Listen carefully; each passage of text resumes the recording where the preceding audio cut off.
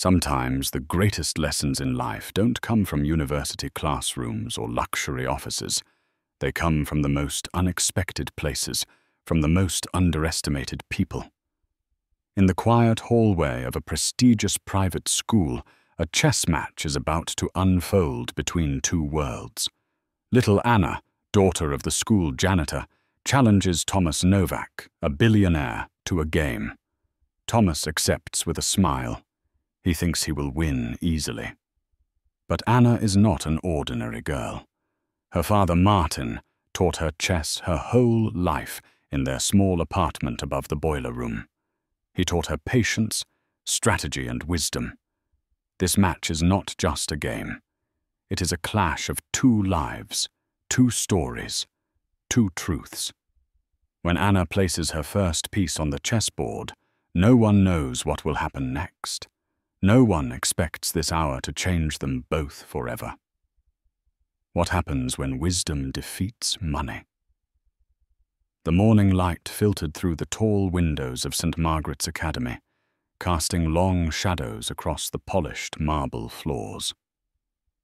Martin Kovar pushed his cleaning cart down the empty corridor, his weathered hands gripping the handle with practiced ease. He had been the janitor at this school for 23 years, ever since Anna was born. 23 years of scrubbing floors, emptying trash bins, and making himself invisible to the wealthy families who walked these halls. But Martin never minded the work.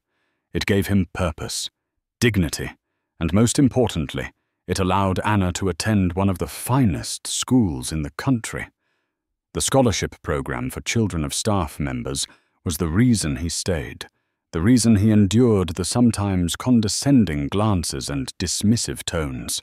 Anna deserved better than the life he had, better than the tiny apartment they shared above the school's boiler room, better than hand-me-down clothes and second-hand textbooks.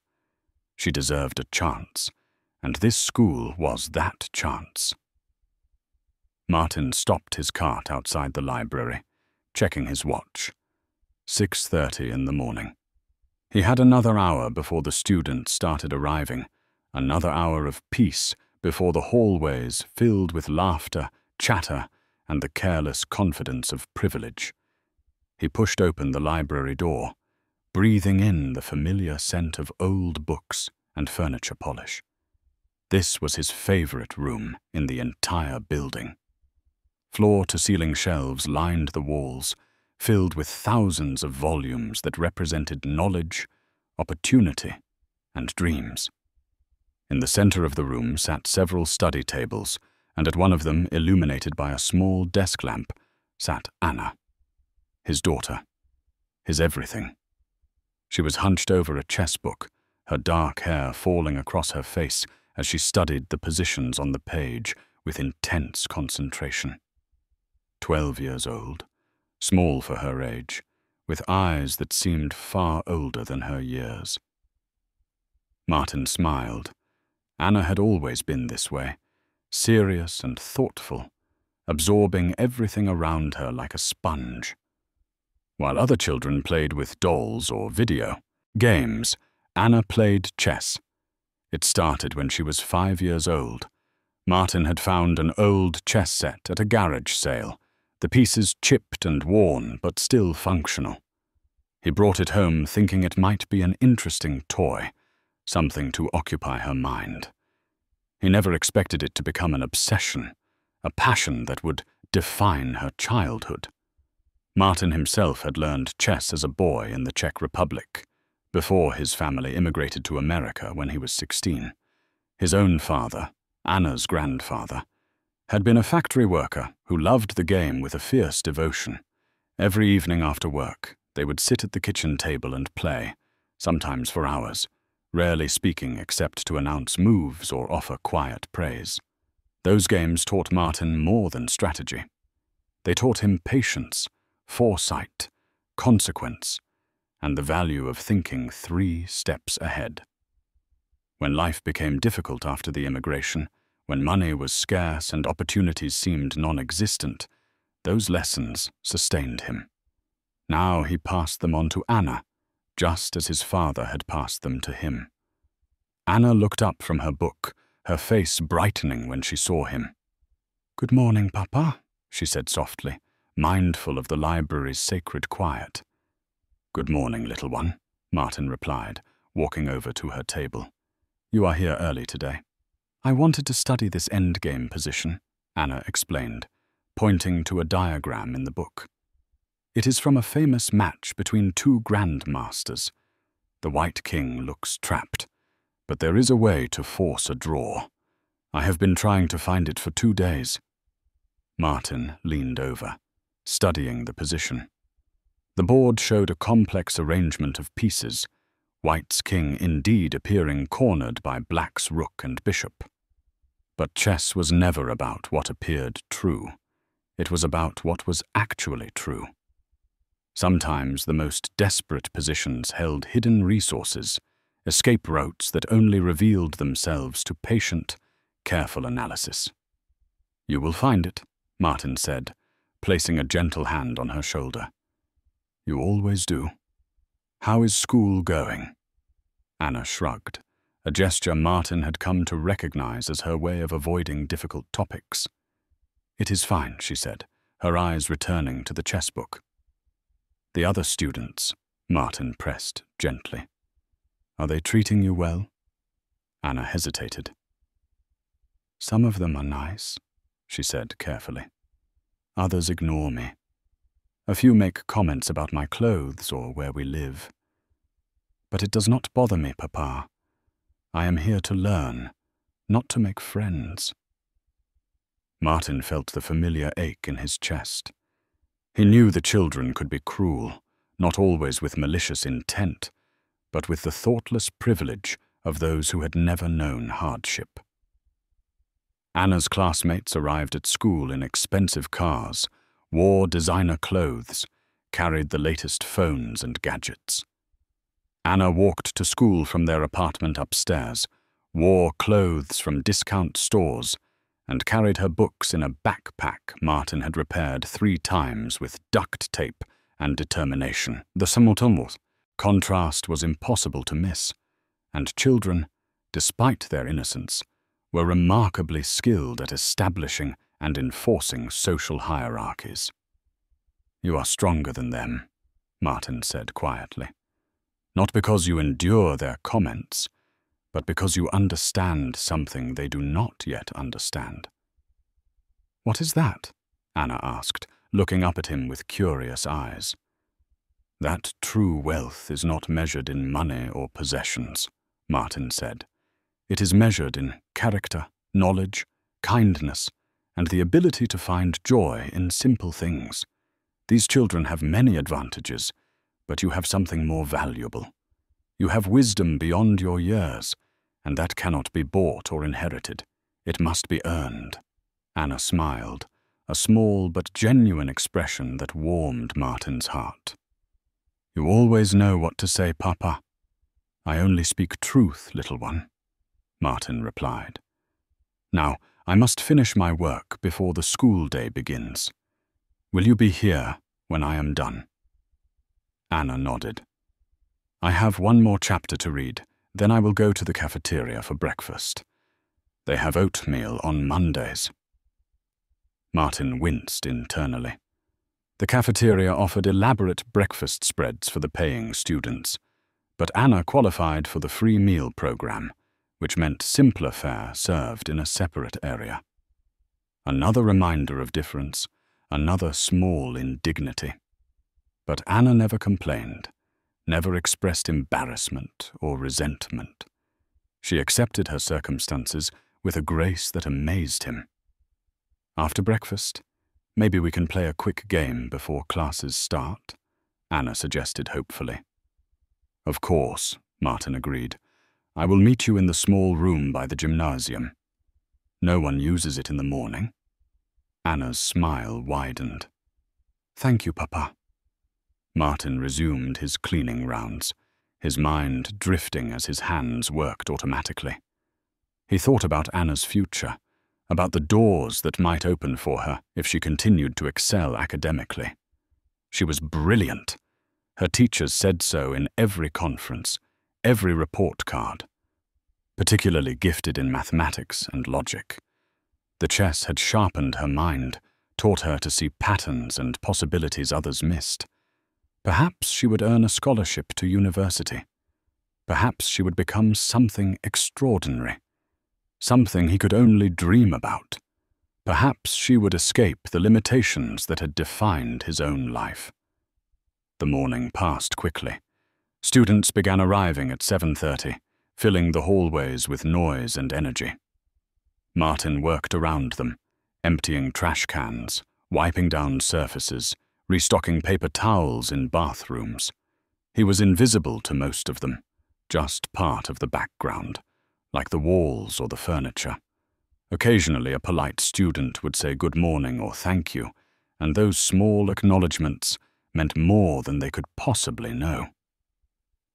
At 8:15, Martin made his way to the small storage room near the gymnasium, a space barely larger than a closet, but private and quiet.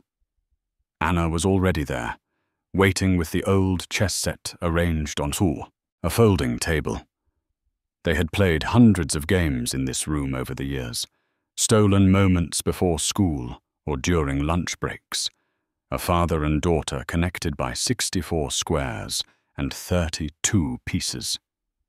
Anna played white, opening with her king's pawn. Martin responded with the Sicilian defense, his favorite counter. They played quickly, both knowing the opening theory by heart, their hands moving with practiced efficiency. The game deepened, complexity building with each exchange. Anna sacrificed a knight for positional advantage, a bold move that reminded Martin of his own playing style.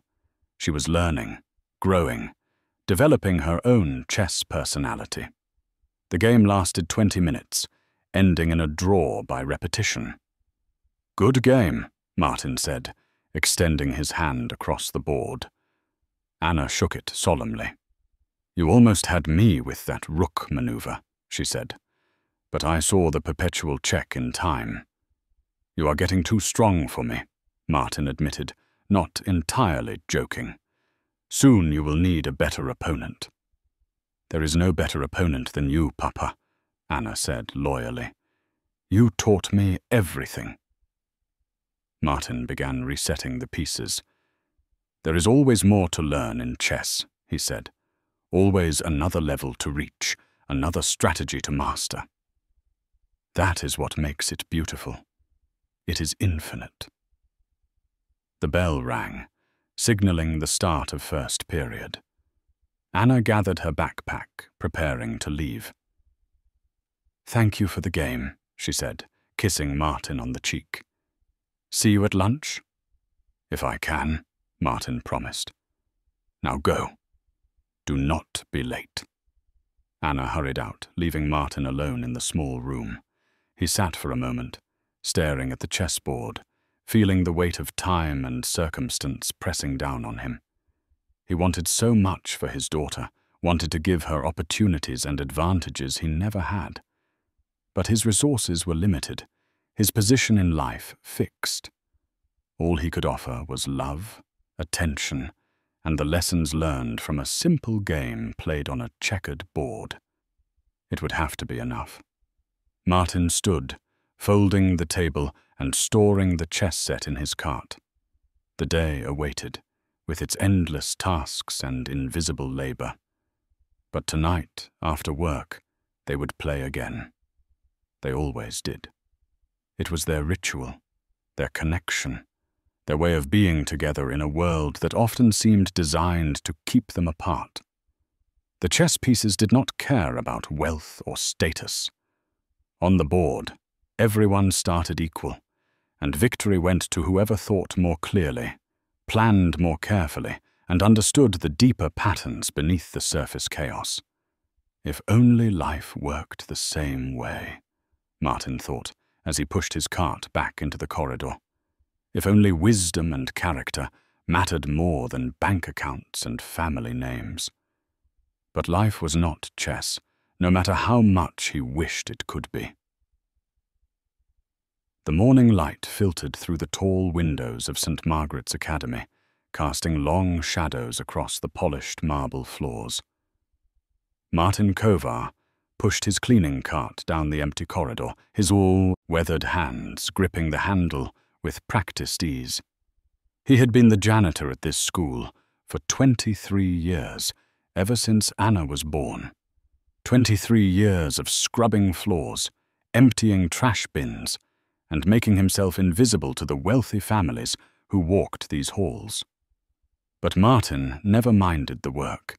It gave him purpose, dignity, and most importantly, it allowed Anna to attend one of the finest schools in the country. The scholarship program for children of staff members was the reason he stayed, the reason he endured the sometimes condescending glances and dismissive tones. Anna deserved better than the life he had, better than the tiny apartment they shared above the school's boiler room, better than hand-me-down clothes and second-hand textbooks. She deserved a chance, and this school was that chance. Martin stopped his cart outside the library, checking his watch. 6:30 in the morning. He had another hour before the students started arriving, another hour of peace before the hallways filled with laughter, chatter, and the careless confidence of privilege. He pushed open the library door, breathing in the familiar scent of old books and furniture polish. This was his favorite room in the entire building. Floor-to-ceiling shelves lined the walls, filled with thousands of volumes that represented knowledge, opportunity, and dreams. In the center of the room sat several study tables, and at one of them, illuminated by a small desk lamp, sat Anna. His daughter. His everything. She was hunched over a chess book, her dark hair falling across her face as she studied the positions on the page with intense concentration. 12 years old, small for her age, with eyes that seemed far older than her years. Martin smiled. Anna had always been this way, serious and thoughtful, absorbing everything around her like a sponge. While other children played with dolls or video games, Anna played chess. It started when she was 5 years old. Martin had found an old chess set at a garage sale, the pieces chipped and worn but still functional. He brought it home thinking it might be an interesting toy, something to occupy her mind. He never expected it to become an obsession, a passion that would define her childhood. Martin himself had learned chess as a boy in the Czech Republic, before his family immigrated to America when he was 16. His own father, Anna's grandfather, had been a factory worker who loved the game with a fierce devotion. Every evening after work, they would sit at the kitchen table and play, sometimes for hours, rarely speaking except to announce moves or offer quiet praise. Those games taught Martin more than strategy. They taught him patience, foresight, consequence, and the value of thinking 3 steps ahead. When life became difficult after the immigration, when money was scarce and opportunities seemed non-existent, those lessons sustained him. Now he passed them on to Anna, just as his father had passed them to him. Anna looked up from her book, her face brightening when she saw him. "Good morning, Papa," she said softly, mindful of the library's sacred quiet. "Good morning, little one," Martin replied, walking over to her table. "You are here early today." "I wanted to study this endgame position," Anna explained, pointing to a diagram in the book. "It is from a famous match between 2 grandmasters. The White King looks trapped, but there is a way to force a draw. I have been trying to find it for 2 days." Martin leaned over, studying the position. The board showed a complex arrangement of pieces, White's king indeed appearing cornered by Black's rook and bishop. But chess was never about what appeared true. It was about what was actually true. Sometimes the most desperate positions held hidden resources, escape routes that only revealed themselves to patient, careful analysis. "You will find it," Martin said, placing a gentle hand on her shoulder. "You always do. How is school going?" Anna shrugged, a gesture Martin had come to recognize as her way of avoiding difficult topics. "It is fine," she said, her eyes returning to the chessbook. "The other students," Martin pressed gently. "Are they treating you well?" Anna hesitated. "Some of them are nice," she said carefully. "Others ignore me. A few make comments about my clothes or where we live. But it does not bother me, Papa. I am here to learn, not to make friends." Martin felt the familiar ache in his chest. He knew the children could be cruel, not always with malicious intent, but with the thoughtless privilege of those who had never known hardship. Anna's classmates arrived at school in expensive cars, wore designer clothes, carried the latest phones and gadgets. Anna walked to school from their apartment upstairs, wore clothes from discount stores, and carried her books in a backpack Martin had repaired 3 times with duct tape and determination. The contrast was impossible to miss, and children, despite their innocence, were remarkably skilled at establishing and enforcing social hierarchies. "You are stronger than them," Martin said quietly. "Not because you endure their comments, but because you understand something they do not yet understand." "What is that?" Anna asked, looking up at him with curious eyes. "That true wealth is not measured in money or possessions," Martin said. "It is measured in character, knowledge, kindness, and the ability to find joy in simple things. These children have many advantages, but you have something more valuable. You have wisdom beyond your years, and that cannot be bought or inherited. It must be earned." Anna smiled, a small but genuine expression that warmed Martin's heart. "You always know what to say, Papa." "I only speak truth, little one," Martin replied. "Now I must finish my work before the school day begins. Will you be here when I am done?" Anna nodded. "I have one more chapter to read, then I will go to the cafeteria for breakfast. They have oatmeal on Mondays." Martin winced, internally. The cafeteria offered elaborate breakfast spreads for the paying students, but Anna qualified for the free meal program, which meant simpler fare served in a separate area. Another reminder of difference, another small indignity. But Anna never complained, never expressed embarrassment or resentment. She accepted her circumstances with a grace that amazed him. "After breakfast, maybe we can play a quick game before classes start," Anna suggested hopefully. "Of course," Martin agreed. "I will meet you in the small room by the gymnasium. No one uses it in the morning." Anna's smile widened. "Thank you, Papa." Martin resumed his cleaning rounds, his mind drifting as his hands worked automatically. He thought about Anna's future, about the doors that might open for her if she continued to excel academically. She was brilliant. Her teachers said so in every conference, every report card. Particularly gifted in mathematics and logic. The chess had sharpened her mind, taught her to see patterns and possibilities others missed. Perhaps she would earn a scholarship to university. Perhaps she would become something extraordinary, something he could only dream about. Perhaps she would escape the limitations that had defined his own life. The morning passed quickly. Students began arriving at 7:30, filling the hallways with noise and energy. Martin worked around them, emptying trash cans, wiping down surfaces, restocking paper towels in bathrooms. He was invisible to most of them, just part of the background, like the walls or the furniture. Occasionally a polite student would say good morning or thank you, and those small acknowledgements meant more than they could possibly know. At 8:15, Martin made his way to the small storage room near the gymnasium, a space barely larger than a closet, but private and quiet.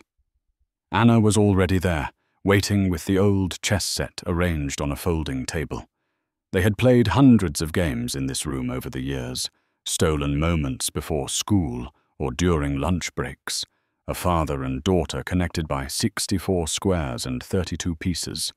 Anna played white, opening with her king's pawn. Martin responded with the Sicilian defense, his favorite counter. They played quickly, both knowing the opening theory by heart, their hands moving with practiced efficiency.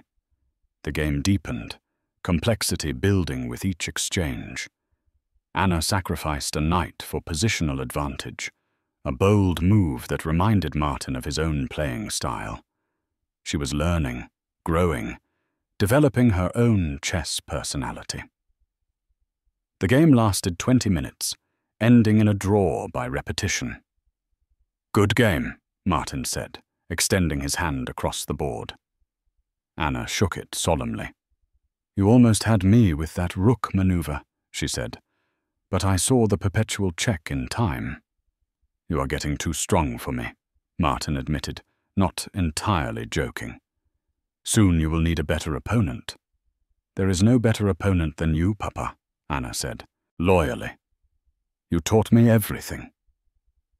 Martin began resetting the pieces.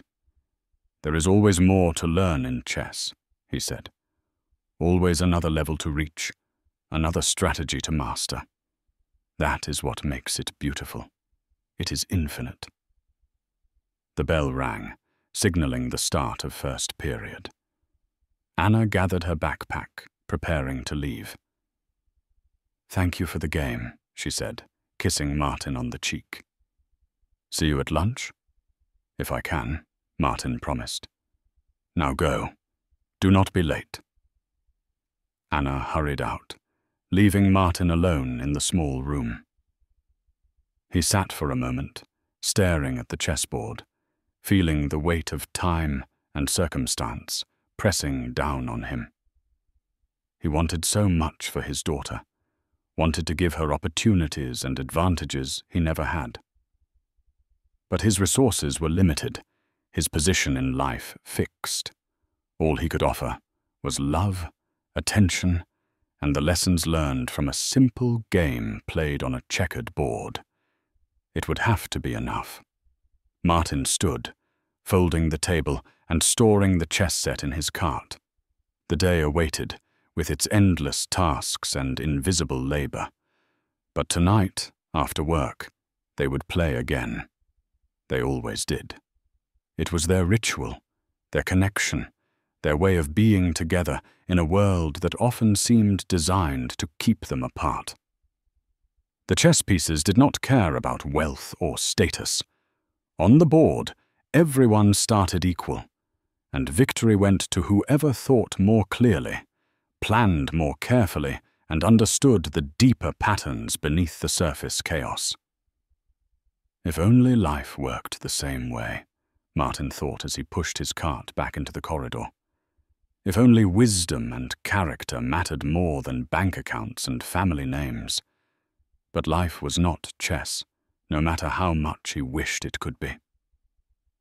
That same morning, across town in a glass tower that pierced the city skyline, Thomas Novak stood at the floor-to-ceiling windows of his office, looking down at the streets below. From this height, the people looked like ants, small and insignificant, scurrying about their daily routines. Thomas liked this perspective. It reminded him of how far he had climbed, how much he had achieved. 52 years old, self-made billionaire, chairman of Novak Industries, a man whose decisions affected thousands of employees and millions of shareholders. He had built his empire from nothing, starting with a small software company in his 20s that he grew into a technology giant. Along the way, he had made enemies, crushed competitors and sacrificed relationships for success. His marriage had ended in divorce 10 years ago. His ex-wife Rebecca had taken half his fortune and custody of their son David. Thomas saw David every other weekend, awkward visits filled with tension and unspoken resentments. The boy was 17 now, attending St. Margaret's Academy, the same school Thomas himself had graduated from 3 decades earlier. Thomas had insisted on it, wanting his son to have the same advantages, the same network of connections that had helped launch his own career. But David was not like him. The boy was soft, sensitive, more interested in art and music than business and money. It disappointed Thomas, though he tried not to show it. He had hoped to groom David as his successor, to pass on the Emma he had built. But David showed no interest in the company, no hunger for success. He was content to drift through life, supported by trust funds and family wealth, never having to struggle or fight for anything. Thomas turned from the window, checking his watch. 9 o'clock. He had a board meeting at 10, followed by lunch with investors, then calls with overseas partners. His schedule was packed, as always. He thrived on the pressure, the constant motion, the feeling of being essential and irreplaceable. His assistant knocked on the door, entering with a tablet displaying his daily schedule. "Good morning, Mr. Novak," she said efficiently. "Your car is ready for the drive to St. Margaret's." "The what?"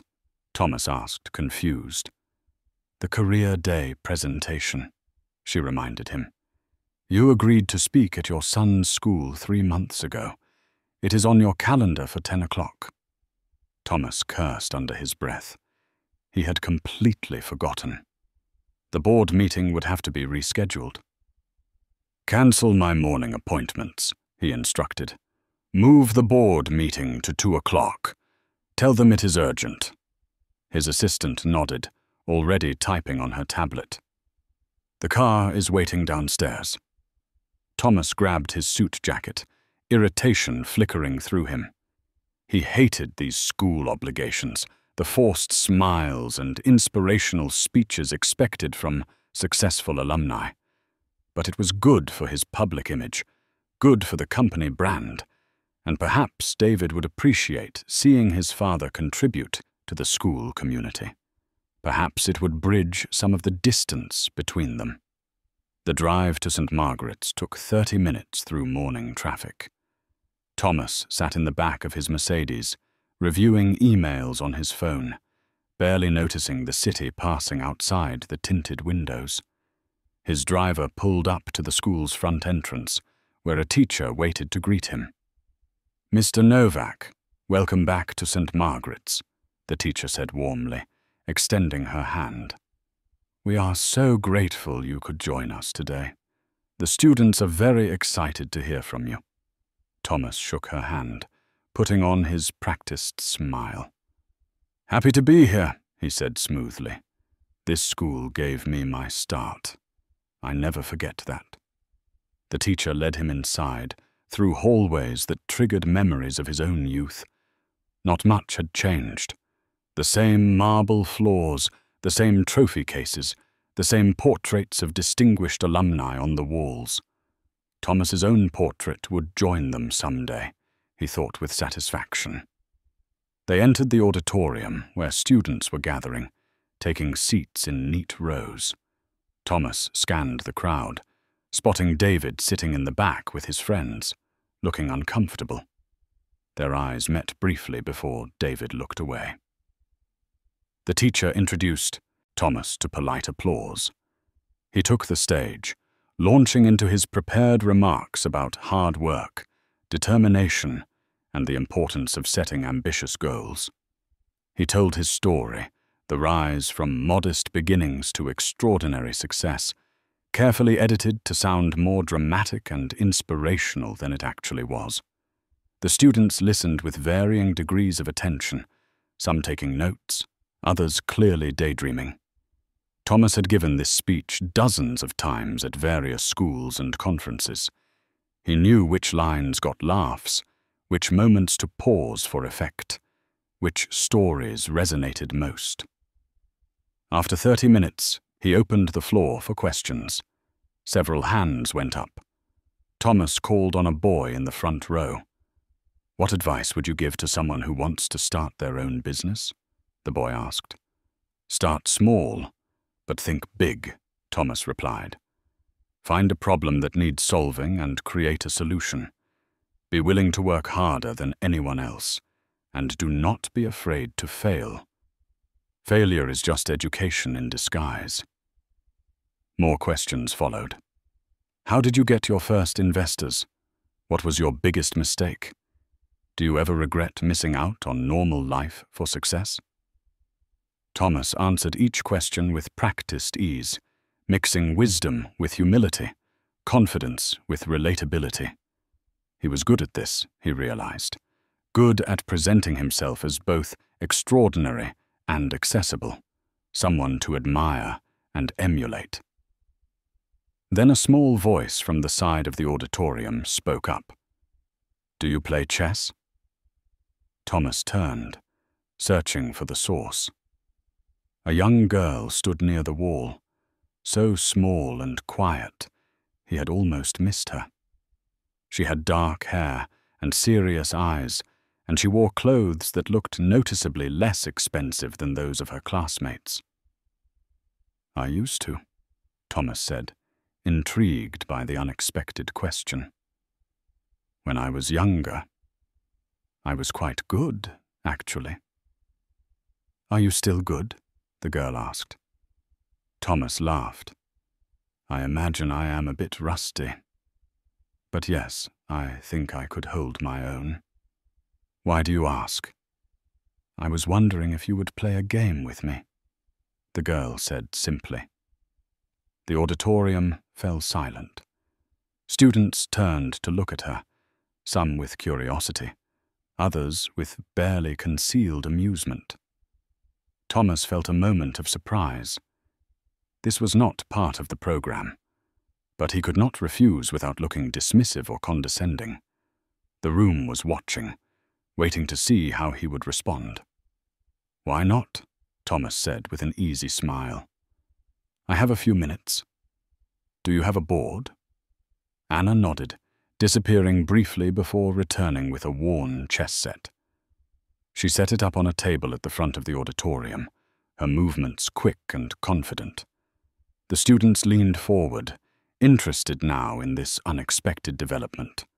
Thomas sat down across from her, amused by the whole situation. He would let her get a few moves in before defeating her gracefully, he decided. Make it look competitive, but end decisively. A good lesson for the students about the difference between ambition and ability. "What is your name?" Thomas asked as she finished setting up the pieces. "Anna," she said quietly. "Anna Kovarova." "Nice to meet you, Anna," Thomas said warmly. "White or black?" "You choose," Anna said. Thomas selected white, playing the first move. The game had begun. Thomas moved his king's pawn forward 2 squares, a standard opening he had used countless times in his youth. Anna responded immediately with the Sicilian defense, moving her knight's pawn. Thomas raised an eyebrow. The Sicilian was an aggressive, complex defense, favored by experienced players. Interesting choice for a child, he thought. Perhaps she had memorized some opening theory without truly understanding it. He continued developing his pieces, playing quickly and confidently. Anna matched his pace, her small hands moving pieces with practiced efficiency. Her face showed intense concentration, those serious eyes studying the board like she was reading a foreign language only she could understand. The auditorium remained quiet, students watching this unusual spectacle unfold. Even the teachers stood along the walls, curious about where this impromptu match would lead. Martin had been cleaning the hallway outside when he heard about the game. He rushed to the auditorium, standing at the back, his heart pounding with a mixture of pride and anxiety. He knew Anna's abilities, knew she could compete with players far beyond her age. But this was different. This was public, exposed, with consequences he could not predict. Thomas continued playing, developing his bishops and knights into aggressive positions. He was setting up for a classic attack, the kind of tactical assault that overwhelmed less experienced opponents. Anna would likely defend for a while, he thought. But eventually she would make a mistake, overlook a threat, leave something unprotected. That was how these games always ended, when the skill gap was significant. But Anna did not make mistakes. She defended calmly. Thomas moved his king's pawn forward 2 squares, a standard opening he had used countless times in his youth. Anna responded immediately with the Sicilian defense, moving her knight's pawn. Thomas raised an eyebrow. The Sicilian was an aggressive, complex defense favored by experienced players. Interesting choice for a child, he thought. Perhaps she had memorized some opening theory without truly understanding it. He continued developing his pieces, playing quickly and confidently. Anna matched his pace, her small hands moving pieces with practiced efficiency. Her face showed intense concentration, those serious eyes, studying the board like she was reading a foreign language only she could understand. The auditorium remained quiet, students watching this unusual spectacle unfold. Even the teachers stood along the walls, curious about where this impromptu match would lead. Martin had been cleaning the hallway outside when he heard about the game. He rushed to the auditorium, standing at the back, his heart pounding with a mixture of pride and anxiety. He knew Anna's abilities, knew she could compete with players far beyond her age. But this was different. This was public, exposed, with consequences he could not predict. Thomas continued playing, developing his bishops and knights into aggressive positions. He was setting up for a classic attack, the kind of tactical assault that overwhelmed less experienced opponents. Anna would likely defend for a while, he thought, but eventually she would make a mistake, overlook a threat, leave something unprotected. That was how these games always ended, when the skill gap was significant. But Anna did not make mistakes. She defended calmly, methodically, each move purposeful and precise. She castled her king to safety, brought her rooks into play, positioned her pieces with a coordination that surprised Thomas. His amusement began shifting to concentration. This girl was not a beginner. She understood positional chess, understood how pieces worked together, understood timing and patience. Thomas leaned forward slightly, studying the board more carefully. 20 moves had passed, and his anticipated advantage had not materialized. In fact, the position looked remarkably balanced. Anna had neutralized his attacking chances, forcing trades that simplified the position. She was not trying to win brilliantly, Thomas realized. She was playing solid, technical chess, the kind that frustrated aggressive opponents. He changed tactics, trying to create complications in the center of the board. Anna responded accurately, finding the best defensive moves without hesitation. 30 moves, 40 moves. The game continued, neither player gaining a decisive advantage. The students in the auditorium had gone from casual interest to rapt attention. They sensed something unexpected was happening, sensed that the billionaire businessman was not dominating this match the way everyone had assumed he would. Some of Anna's classmates whispered to each other, surprised expressions on their faces. The girl they ignored, the janitor's daughter they dismissed, was holding her own against one of the most successful men in the city. Thomas felt a bead of sweat form on his forehead. He had not expected this, had not prepared for a genuine challenge. His pride was engaged now, his competitive instincts fully activated. He could not lose this game, not here, not in front of all these people, not to a 12-year-old girl. What would that say about him? What would the students think? What would David think? He attacked more aggressively, sacrificing a pawn to open lines toward Anna's king. Anna accepted the sacrifice calmly, then launched a counterattack on the opposite side of the board. Thomas had to defend now, had to calculate carefully to avoid falling into a trap. The position grew more complex, tension building with each exchange. Martin watched from the back, his hands gripping the wall behind him. He recognized the position, recognized the patterns. Anna was playing the endgame strategy they had studied together, the one from the book she had been reading that morning. She had found the solution, understood the concept, and now she was applying it in real time against a strong opponent. The game reached move 50. Thomas had a slight material advantage, an extra pawn, but Anna's pieces were more active, better coordinated. She was not intimidated by his reputation or his confidence. She played the board, not the man. That was what Martin had always taught her. In chess, everyone is equal. Titles and money mean nothing. Only the moves matter. Thomas tried a tactical sequence, a forced series of moves that would win material if Anna responded incorrectly. But Anna saw through it, found the defensive resource that nullified the threat. She did not just defend. She improved her position with each move, gradually shifting from defense to counterattack.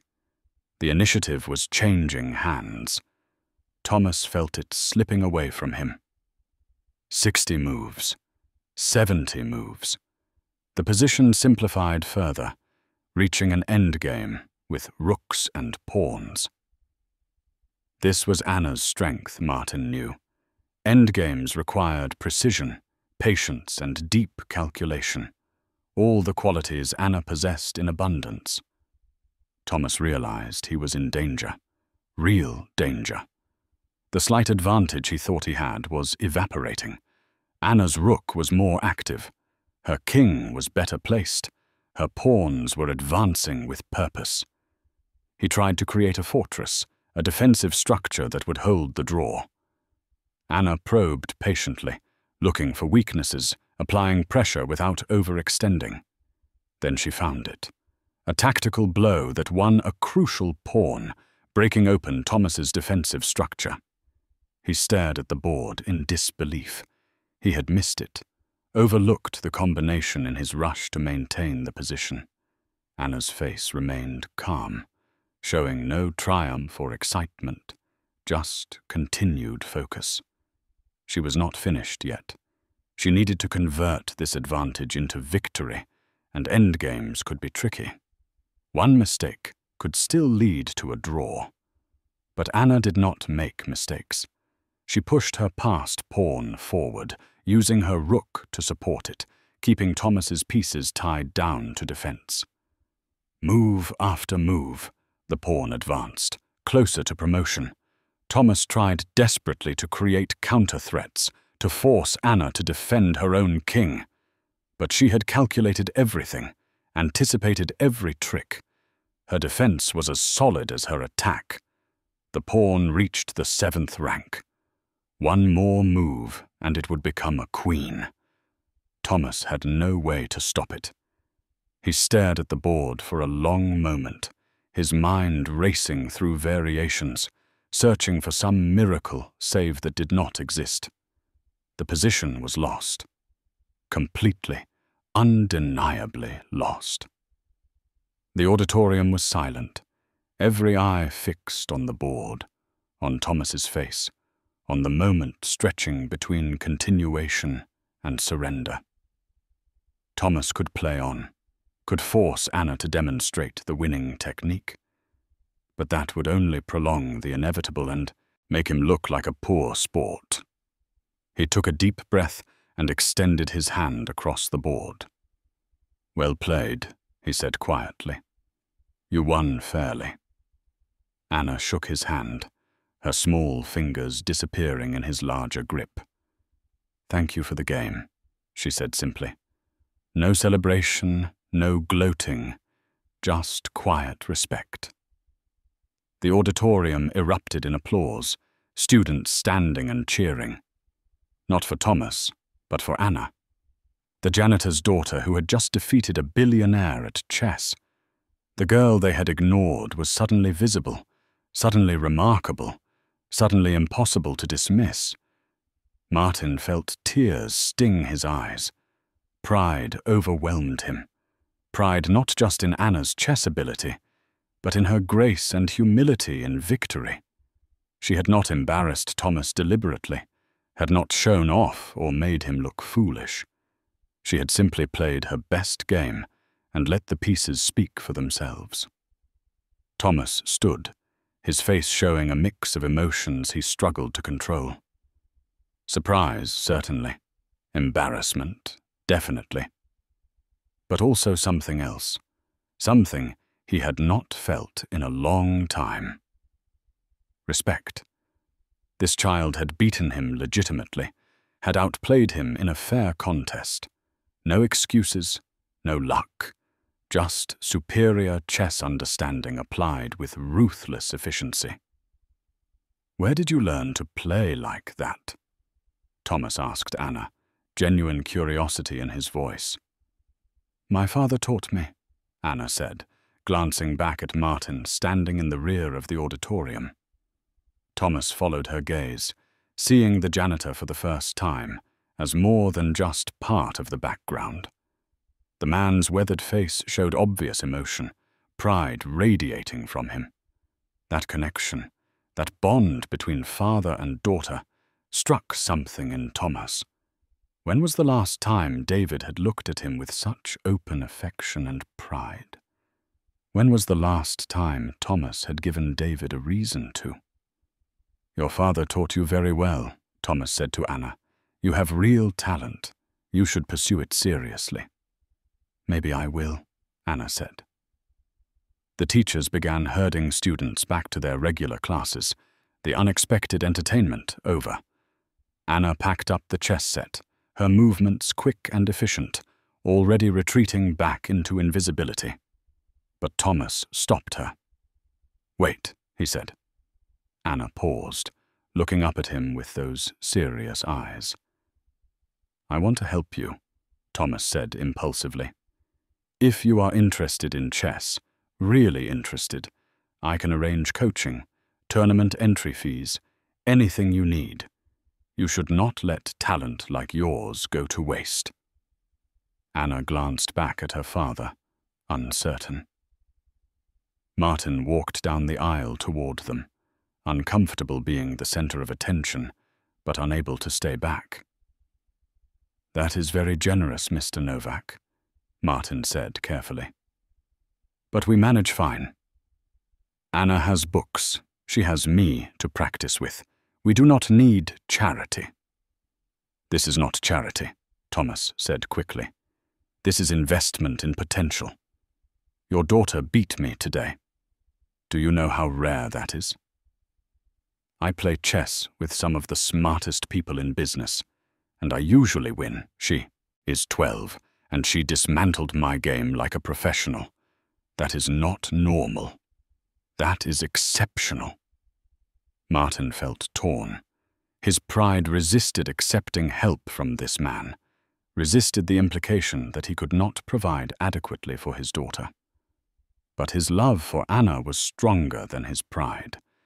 If this could give her opportunities, real opportunities to develop her gift, could he refuse on principle alone? "Can we think about it?" Martin asked. "Of course," Thomas said, pulling out a business card and handing it to Martin. Call me when you decide. The offer stands." He turned back to Anna. "You taught me something today," he said. "Reminded me that skill and intelligence are not tied to wealth or status. Thank you for that lesson." Anna nodded, clutching the chess set to her chest. The auditorium emptied, students filing out to their next classes, already gossiping about what they had witnessed. Martin and Anna stood alone for a moment near the stage. "That was incredible, little one," Martin said quietly. "I am so proud of you." "I just played chess, Papa," Anna said simply, "like you taught me." "You did more than that," Martin said. "You showed everyone who you really are." Anna looked thoughtful. "Do you think I should accept his help?" she asked. "I do not know yet," Martin admitted. "We will discuss it tonight, but for now, you need to get to class." Anna nodded, hugging the chess set like it was a precious treasure. As she walked away, Martin felt the weight of the decision ahead of them. Thomas Novak's offer could change everything for Anna, could open doors Martin could never open himself. But it also meant accepting help from someone who existed in a completely different world, someone whose motives Martin did not fully understand. He looked down at the business card in his hand, the expensive paper stock, the embossed lettering. One phone call could alter his daughter's future. But was it the right call? That question would haunt him for days to come. That evening, Martin and Anna sat at their small kitchen table, the chess set between them, but no game in progress. The apartment was quiet except for the distant hum of the boiler below them and the occasional sound of footsteps from the dormitory rooms above. This was their home, modest and simple, but filled with warmth and safety. Martin had made tea, Anna's in her favorite chipped mug, with faded flowers painted on the side.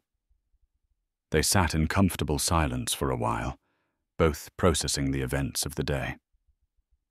Martin could see Anna was tired, the emotional weight of the public game catching up with her, now that the adrenaline had faded.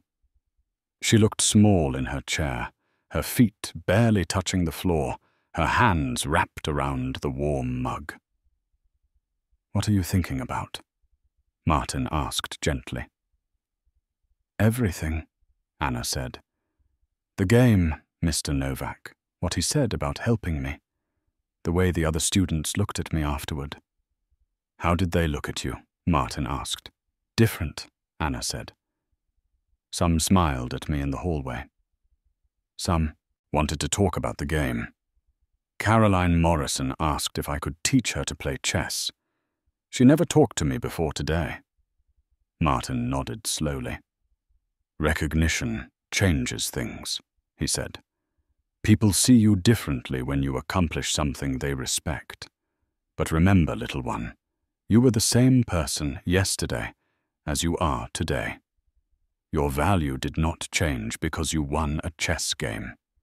It was always there." "I know, Papa," Anna said. "But it feels strange, like I became visible suddenly." "You were always visible to those who mattered," Martin said. "To me, to your teachers, who see your grades and your effort. The others just were not paying attention. Now they are." Anna took a sip of her tea, thinking. "Do you think we should accept Mr. Novak's offer?" Martin had been wrestling with that question all afternoon.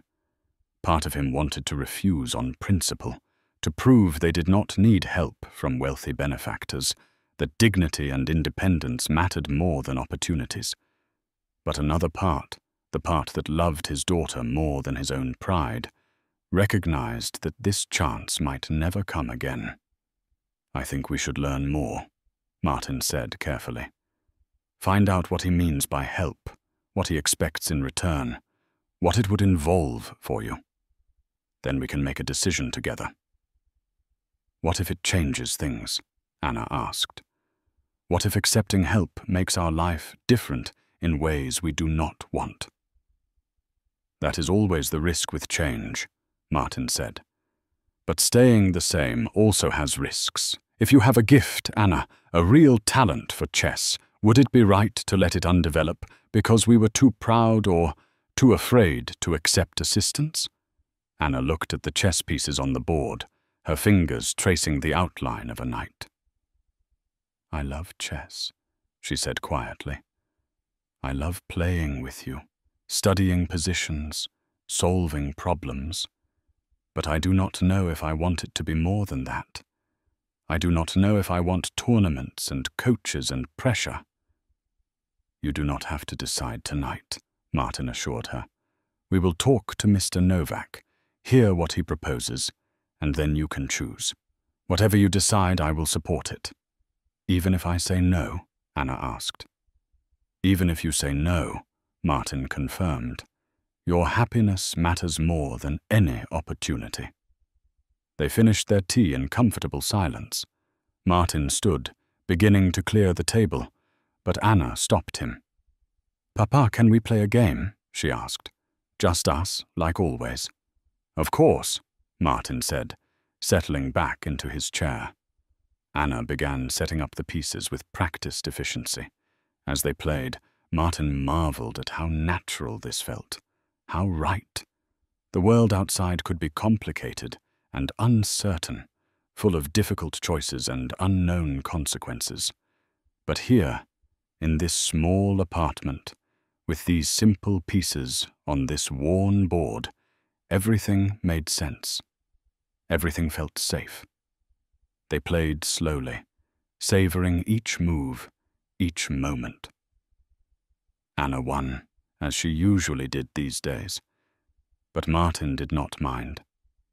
Watching her grow stronger, watching her surpass him, filled him with a pride that had nothing to do with ego and everything to do with love. After the game, Anna went to bed, and Martin sat alone in the kitchen, Thomas Novak's business card on the table in front of him. He picked it up, studying the embossed letters, the heavy paper stock, the office address in the most expensive part of the city. This small rectangle represented a world he had never been part of, a world of power and influence that existed far above his daily reality. But Anna had touched that world today, had competed in it, and won. Perhaps she belonged there in ways he never could. Perhaps his job as her father was not to protect her from opportunity, but to help her navigate it wisely. He would call tomorrow, Martin decided. He would listen to what Thomas Novak had to say. And then he would help Anna make the best choice for her future, whatever that might be. The next morning, Martin called the number on the business card during his break. A professional-sounding assistant answered, asking who was calling and the nature of his business. When Martin explained, there was a brief pause. Then the assistant said Mr. Novak had left instructions to put him through immediately. A moment later, Thomas's voice came on the line. Martin, thank you for calling. I was hoping to hear from you. Mr. Novak, Martin said, feeling awkward speaking on the phone to someone so far above his social station. My daughter and I discussed your offer. We would like to hear more details before making any decision. Smart approach, Thomas said approvingly. Why do not you come to my office tomorrow afternoon? We can talk properly. I can explain what I have in mind, and Anna can ask any questions she has. Would 3 o'clock work? Martin checked his mental schedule. He would need to arrange coverage for his afternoon duties, but his supervisor was usually accommodating.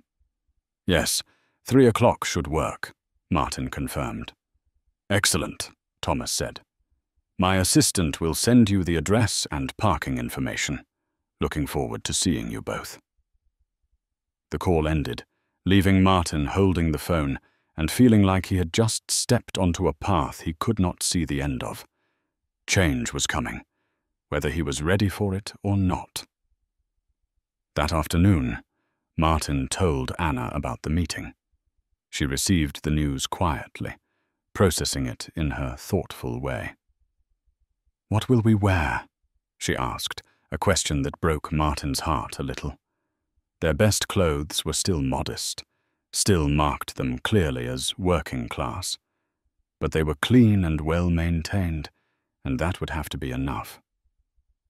"We will wear what we always wear," Martin said firmly. "We have nothing to be ashamed of. We go as ourselves, honestly and with dignity." Anna nodded, accepting this. The next day arrived with autumn rain, grey and persistent. Martin and Anna left the school at 2:30, taking the bus into the city centre. Anna wore her nicest dress, a simple blue garment that Martin had bought at a discount store 3 years ago. She had grown since then, and the hem was a bit too short now, but it was still presentable. Martin wore his one suit, purchased for job interviews decades ago, slightly worn but still respectable. They rode the bus in silence, watching the city change around them as they moved from their neighborhood into more affluent areas. The buildings grew taller and newer, the cars more expensive, the people on the sidewalks better dressed. Anna pressed her face against the window, absorbing everything with quiet fascination. Thomas Novak's office building was impressive, a tower of glass and steel that reflected the cloudy sky. They entered the lobby, where Martin gave their names to the security desk. A guard checked a list, nodded, and directed them to the elevators. 42nd floor, the guard said. "Someone will meet you there." The elevator ride felt impossibly long, the numbers climbing higher and higher. Anna stood close to Martin, her hand finding his. He squeezed it reassuringly. When the doors finally opened on the 42nd floor, they stepped into a reception area that looked more like an art gallery than an office. Expensive furniture, modern paintings on the walls, floor-to-ceiling windows offering breathtaking views of the city. A young woman in an elegant suit greeted them warmly. "You must be Martin and Anna," she said. "Mr. Novak is expecting you. Please follow me." She led them through corridors lined with offices, past conference rooms where serious-looking people held meetings, past desks where employees worked at computers with multiple monitors. Everything spoke of money, efficiency, and power.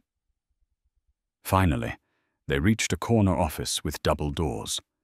The assistant knocked once, then opened the doors, gesturing for them to enter. Thomas Novak's office was enormous, easily as large as Martin and Anna's entire apartment. One wall was entirely glass, offering panoramic views of the city. The furniture was sleek and modern, the desk a massive piece of polished wood that probably cost more than Martin earned in a year. Thomas stood from behind his desk, smiling warmly. "Martin, Anna, thank you for coming. Please sit down." He gestured to a seating area near the windows, comfortable chairs arranged around a low table. As they sat, Martin noticed a chess set on the table, but this was nothing like their worn pieces at home. This set was made of marble, the pieces beautifully carved, the board inlaid with contrasting stone. It was clearly expensive, clearly ornamental, probably rarely used for actual play. "Can I get you anything?" Thomas asked. "Water? Coffee? Tea?" "We are fine, thank you," Martin said, speaking for both of them. Thomas sat across from them, his manner relaxed and friendly, but Martin could see the calculation behind his eyes. This was a man accustomed to negotiation, to reading people, to getting what he wanted. "I have been thinking about Anna since our game," Thomas began. "That level of chess ability at her age is extraordinary. With proper training, proper exposure to competitive play, she could become truly exceptional. Maybe even professional level. "What exactly are you proposing?" Martin asked directly. "I want to sponsor Anna's chess development," Thomas said. "That would include hiring a professional coach, someone who has trained grandmasters, covering entry fees for tournaments, local and eventually national, providing books, software, access to databases and online training platforms, everything she needs to develop her talent fully." "And what would you expect in return?" Martin asked, his voice careful. "Nothing," Thomas said. "No strings attached, no obligations. I simply want to help a talented young person reach her potential." Martin studied Thomas's face, searching for hidden motives. In his experience, wealthy people rarely gave without expecting something back. "What changed your mind?" Martin asked. "Yesterday you were just speaking at the school, doing a favor for the administration. Today you want to invest significant money in my daughter's chess career." "Why?" Thomas leaned back, considering his answer carefully. "Honestly, your daughter beat me, and that does not happen often. But more than that, watching her play reminded me of something I had forgotten. When I was young, before I built my company, before I became who I am now, I loved chess. I played in college, competed in amateur tournaments, spent hours studying games. It was pure, you know. It was about skill and intelligence, not about connections or money or luck. Just you and your opponent and the board. Then I got busy with business, and I stopped playing except occasionally. I let it become just another tool for networking, another way to show off. But Anna, she plays with such focus, such genuine love for the game. She reminded me what that felt like." Anna had been quiet throughout this conversation, but now she spoke. "Do you miss it?" Thomas looked at her, surprised by the question. "Miss what?" "Playing chess," Anna clarified. "Really playing, not just showing off." Thomas was quiet for a moment, an expression crossing his face that might have been regret or nostalgia or both. "Yes," he said finally. "I do miss it." "Then why did you stop?" Anna asked with the straightforward logic of childhood. Thomas smiled, but there was sadness in it. "Because I thought I did not have time," he said. "Because I thought building a company was more important than playing a game. Maybe I was wrong about that." Anna considered this. "My papa says, chess teaches us to think carefully before we act," she said. "To consider consequences, to plan ahead. Maybe you stopped playing and forgot those lessons." Thomas looked at Anna with something approaching wonder. "You are very wise for 12 years old," he said. "My papa taught me," Anna said simply. "He teaches me everything important." Thomas looked at Martin, seeing the pride and love in the father's eyes. "You have done an excellent job raising her," Thomas said sincerely.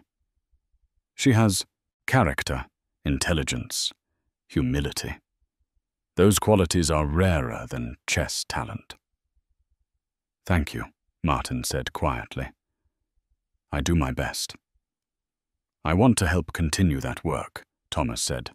"Not replace it, not interfere with it, just support it. Give Anna resources that will let her talent flourish." Martin glanced at Anna, trying to read her feelings. She sat calmly, her hands folded in her lap, her expression thoughtful.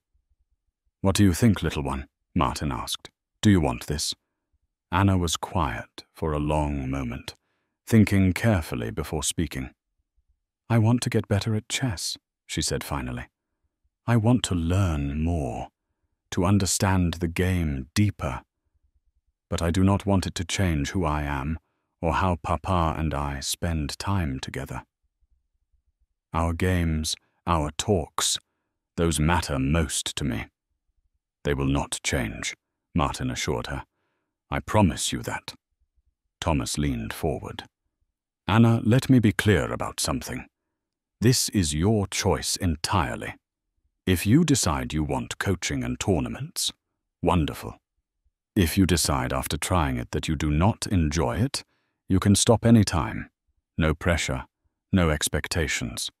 I am offering opportunity, not obligation. Can I think about it for one more day? Anna asked. Take as long as you need, Thomas said. But while you are here, would you like to play another game? I have been practicing since our match. I want to see if I can do better this time. Anna looked at the beautiful marble chess set on the table. That set looks too nice to play with, she said. It looks like decoration. Thomas laughed. You are right.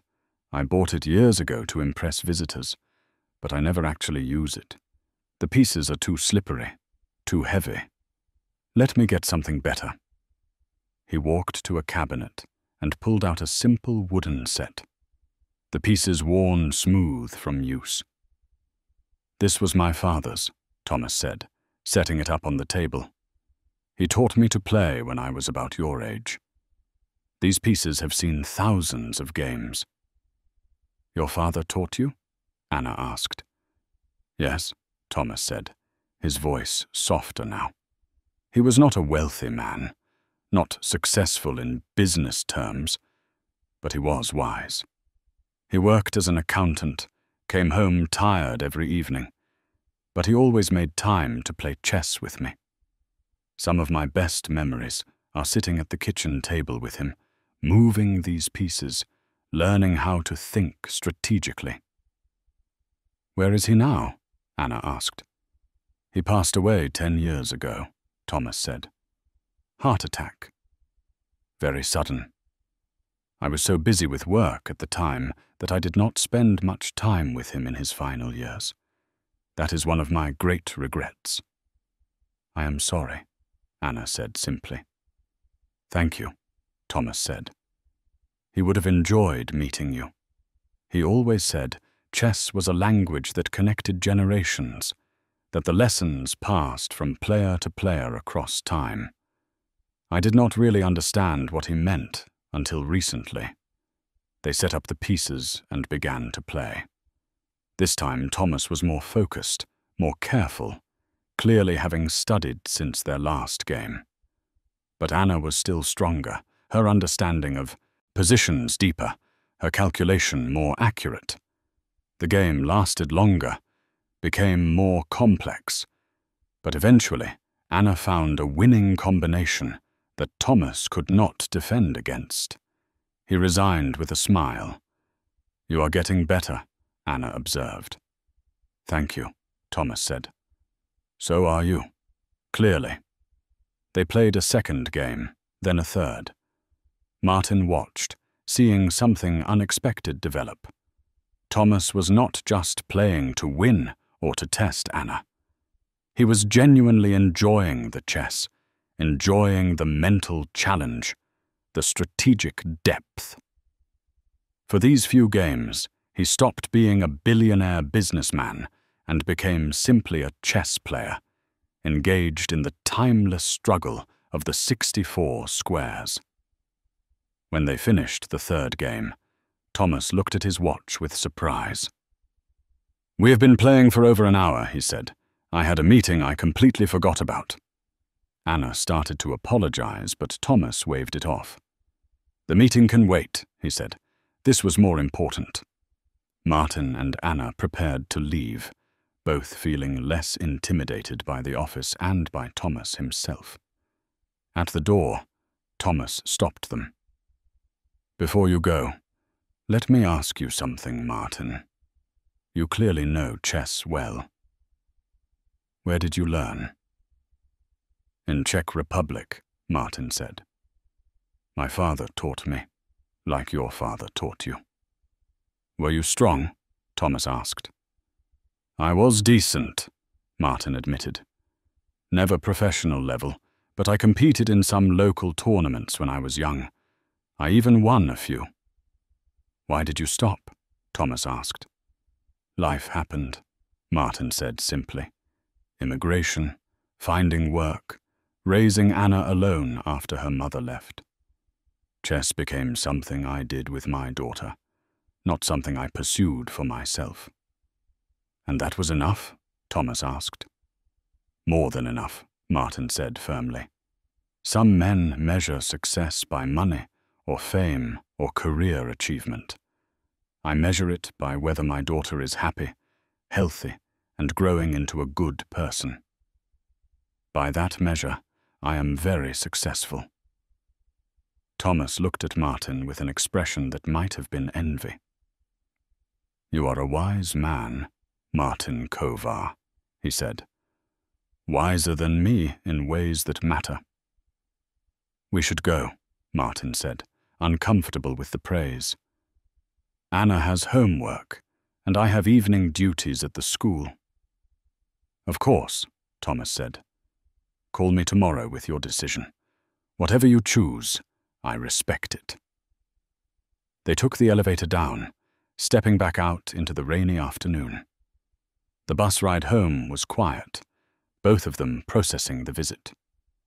Anna leaned against Martin's shoulder, tired from the concentration of the games and the emotional complexity of the situation.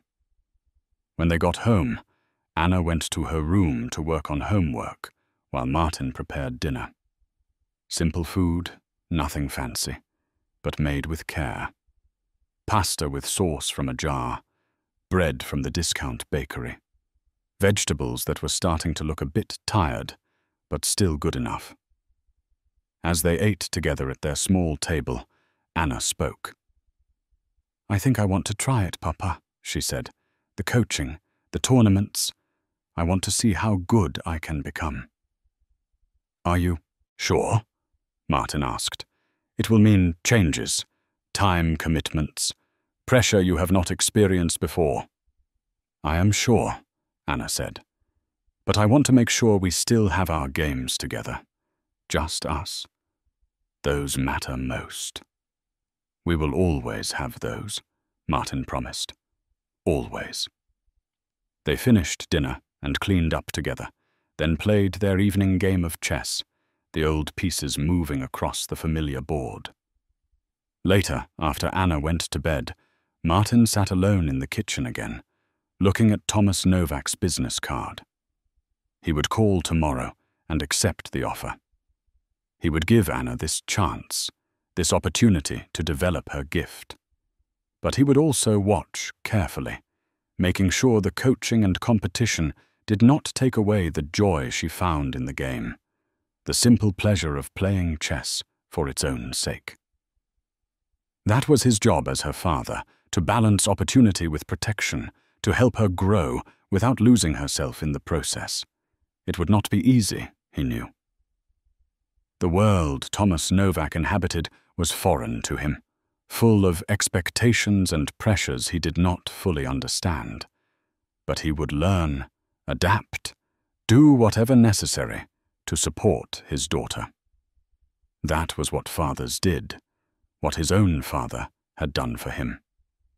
The next morning, Martin called Thomas and accepted the offer. Thomas was pleased, immediately starting to make arrangements.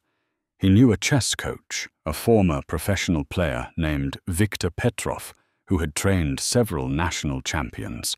He would contact Viktor, set up an evaluation session, get everything started. Within a week, Anna had her first lesson with Coach Viktor. He was a stern man in his 60s, Russian accent still thick despite decades in America, with bushy eyebrows and intense eyes that seemed to see through to your thoughts. He evaluated Anna's play for 2 hours, making notes, asking questions, occasionally grunting approval or shaking his head at mistakes. At the end, he looked at Martin and Anna with a serious expression. This girl has talent, Viktor said bluntly. Raw talent, Not yet refined, but definitely there. With work, serious work, she could become very strong. How strong? Martin asked. National champion level, minimum, Victor said. Maybe international level if she dedicates herself completely. But it will not be easy. Chess at high levels requires discipline, study, sacrifice. She will need to work harder than she has ever worked at anything. I can work hard, Anna said quietly. We will see, Victor said, not unkindly. Many young players think they want to be champions until they understand the cost. We start with basics, build proper foundation, then move to more advanced concepts. 3 lessons per week, 2 hours each, plus homework assignments. She must study games, solve puzzles, memorize openings. Can you commit to that? Anna looked at Martin, who nodded encouragingly. Yes, Anna said. I can commit. Good, Victor said. We begin next week. Victor left, giving Anna a thick book of chess problems and a list of cool classical games to study. Anna held the book reverently, already flipping through the pages, her eyes bright with excitement. This is really happening, she said to Martin. This is really happening, Martin agreed. Are you happy? I am excited, Anna said, and a little scared. But mostly excited. That is normal, Martin assured her. All big changes feel that way. Over the following weeks, Anna threw herself into chess study with remarkable dedication. She worked with Victor 3 times per week, spending hours analyzing positions, learning opening theory, studying endgame techniques. She did her homework assignments diligently, solving dozens of puzzles each week, memorizing game sequences, studying the styles of famous players. Martin watched his daughter transform before his eyes. She was still the same Anna, still thoughtful and kind and humble. But there was a new intensity to her, a focus that had not been there before. Chess was no longer just something she enjoyed. It was becoming her passion, her calling. Victor was a demanding teacher, never satisfied with good enough, always pushing for better, deeper, more accurate. But Anna rose to the challenge, working harder than Martin had ever seen her work at anything. School continued as before, but now Anna's free time was consumed by chess. She still played their evening games with Martin, but these were different now. Anna was clearly operating at a higher level, seeing things Martin could not see, calculating variations far beyond his ability. Their games became less competitive and more instructional, with Anna sometimes pausing to explain why a move was good or bad, sharing what she was learning from Victor. Martin did not mind. Watching his daughter excel, watching her talent bloom, filled him with a pride that overshadowed any ego about his own playing strength. After 2 months of intensive training, Victor entered Anna in her first tournament, a regional scholastic championship with players from across the state. Anna was nervous the morning of the tournament, barely eating breakfast, checking and rechecking her bag to make sure she had everything she needed. It will be fine, little one, Martin said gently. You have prepared well. Victor says you are ready. What if I lose? Anna asked. Then you lose, Martin said simply, and you learn from it and do better next time. Winning and losing are both teachers. Anna nodded, taking a deep breath. You are right, Papa. I will do my best. That is all anyone can ask. The tournament was held at a hotel conference center, dozens of chess boards set up in neat rows, young players and their parents filling the space with nervous energy. Martin felt out of place among the other parents, many of whom were clearly wealthy, discussing private schools and expensive chess camps and elite coaches. But Anna seemed calm now, focused on the tournament ahead. Victor arrived just before the first round began, carrying his worn leather briefcase filled with chess books and notation sheets. He greeted Anna with a curt nod, checking her state of mind with those penetrating eyes. "You are ready," he stated. "Not a question, but a fact. Remember what we practiced. Play your game, not their game. Take your time. Calculate carefully. Trust your preparation." Anna nodded, absorbing his words. The tournament director called for players to take their seats for round 1. Anna found her bored, facing a boy several years older, who looked at her with barely concealed dismissiveness. Martin recognized that look, the assumption that a small girl could not possibly be a serious opponent. The boy would learn differently, just as Thomas Novak had learned. The games began in silence, broken only by the clicking of chess clocks and the occasional movement of pieces. Martin stood at the back of the room with other parents, watching from a distance. He could not see Anna's board clearly from there, could not follow the moves, but he could see her posture, her concentration, and that told him everything he needed to know. She was in her element, comfortable and focused. An hour passed, then another. Players began finishing their games, some celebrating victories, others showing the disappointment of defeat. Anna's game continued, the position apparently complex and balanced. Finally, after 2.5 hours, Anna stood and shook hands with her opponent. Martin could not tell from her expression whether she had won or lost. She walked over to where he stood, her face neutral. "Well?" Martin asked gently. "I won," Anna said quietly. "He played the king's Indian defense. I remembered the main line, variation, from my studies with Victor. He deviated on move 14, and I punished the inaccuracy." "What did Victor say?" Martin asked. Victor had watched the end of the game from across the room. He simply nodded at Anna and said, "Acceptable. First game nerves handled well. Next round in 1 hour. Rest, drink water, clear your mind." Anna won her second game more quickly, a tactical sequence that her opponent failed to see. She won her third game against a girl who was ranked much higher, a positional squeeze that slowly strangled her opponent's pieces. By the end of the first day, Anna had 3 wins and no losses, putting her at the top of her section. That evening, back at their apartment, Anna was exhausted, but exhilarated. She replayed the games for Martin, showing him the critical moments, explaining her thought process. Martin listened with pride and wonder.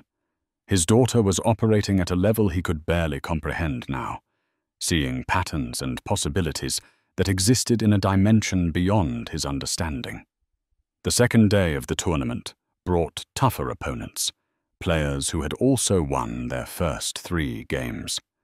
Anna's 4th-round opponent was a boy who had won the tournament the previous year, confident and experienced. The game was brutal, both players fighting for every advantage, the position shifting back and forth like a violent storm. Anna emerged victorious after 4 hours of intense play, her shirt damp with nervous sweat, her hands shaking slightly from the concentration required. Victor allowed himself a small smile. "That was the game of a champion," he said. "You did not panic when he attacked. You did not rush when ahead. You played with patience and precision." Good. Anna won her 5th game as well, though she nearly blew a winning position by moving too quickly. Victor scolded her afterward, reminding her that careless moves lose games, no matter how much better the position. Anna accepted the criticism seriously, promising to be more careful. The final round would determine the champion. Anna faced a boy named Daniel Chen, son of a wealthy tech entrepreneur who had also won all 5 of his games. Daniel was 13, tall for his age, and played with an aggressive style that had overwhelmed most of his opponents. This would be Anna's toughest test yet. The game began with Daniel playing sharply from the opening, sacrificing material for a dangerous attack. Anna defended carefully, finding the precise moves that kept her king safe while maintaining material advantage. The position grew increasingly complex, both players deep in thought, their clocks ticking down precious minutes. Martin watched from the back, barely breathing, willing his daughter to find the right moves. Victor stood nearby, arms crossed, his expression unreadable. 2 hours into the game, Anna had a significant advantage, up a full piece with a technically winning position. But converting the advantage with limited time on her clock would not be easy. Daniel continued to create threats, forcing Anna to calculate carefully with every move. Then, with only 5 minutes left on her clock, Anna made a brilliant move that Martin would not have found in an hour of analysis. She sacrificed her queen for 2 minor pieces and a devastating attack on Daniel's exposed king. The move was so unexpected, so counter to conventional thinking, that even Victor raised his eyebrows. Daniel stared at the board in shock, realizing too late that he had walked into a trap. He tried to defend, but the position was hopeless. 3 moves later, he resigned, extending his hand with obvious disappointment. Anna had won the tournament. The other players and parents applauded politely as the tournament director presented Anna with her trophy, a modest golden cup on a wooden base. Anna accepted it with quiet grace, shaking hands with the director and thanking him. No celebration, no showing off, just the same humble demeanor she always carried. Victor approached her after the ceremony. "That queen sacrifice," he said. "Where did you learn that pattern?" "I did not learn it anywhere," Anna said. "I calculated it during the game. It was the only move that won by force." Victor studied her face, looking for any sign of exaggeration or false modesty. Finding none, he nodded slowly. "You have something special," he said. "Natural. Talent can only take a player so far, but you have intuition, the ability to see moves that are not obvious. That cannot be taught. You either have it or you do not. You have it." Martin drove Anna home, the trophy sitting on her lap, catching the afternoon light through the car window. They had borrowed Thomas Novak's driver for the weekend, one of the small conveniences that had entered their lives since accepting his help. Martin still felt uncomfortable with such luxuries, but he had to admit it made things easier. "Are you happy, little one?" Martin asked. "I am satisfied," Anna said carefully.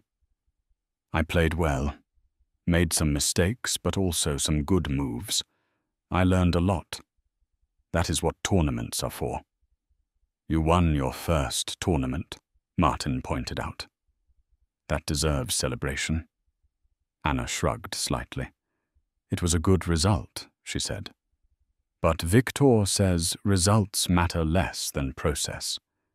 If I play good chess, results will follow naturally." "You are starting to sound like Victor," Martin said with amusement. "Is that bad?" Anna asked. "No," Martin said. "Victor is a good teacher. But remember, you are also allowed to enjoy your victories, to feel proud of your accomplishments. Being humble does not mean denying your success. I am proud, Anna said quietly, but I also know how much more there is to learn. Today I won, but there are thousands of players stronger than me. That is what makes chess beautiful. There is always another level to reach. They arrived home and carried the trophy upstairs to their apartment. Anna placed it on a shelf in her room, next to her chess books and study materials. Martin made dinner while Anna worked on homework, the routine of their life continuing despite the day's achievements. Later that evening, Thomas Novak called to congratulate Anna on her victory. He had heard about the result from Victor, who had sent him a brief report. "Well done, Anna," Thomas said over the speakerphone. "Victor says you played excellent chess." "Thank you, Mr. Novak," Anna replied. "I had good preparation." "Call me Thomas, please," he said. "Mr. Novak makes me feel old. I wanted to ask, would you like to play a game tomorrow?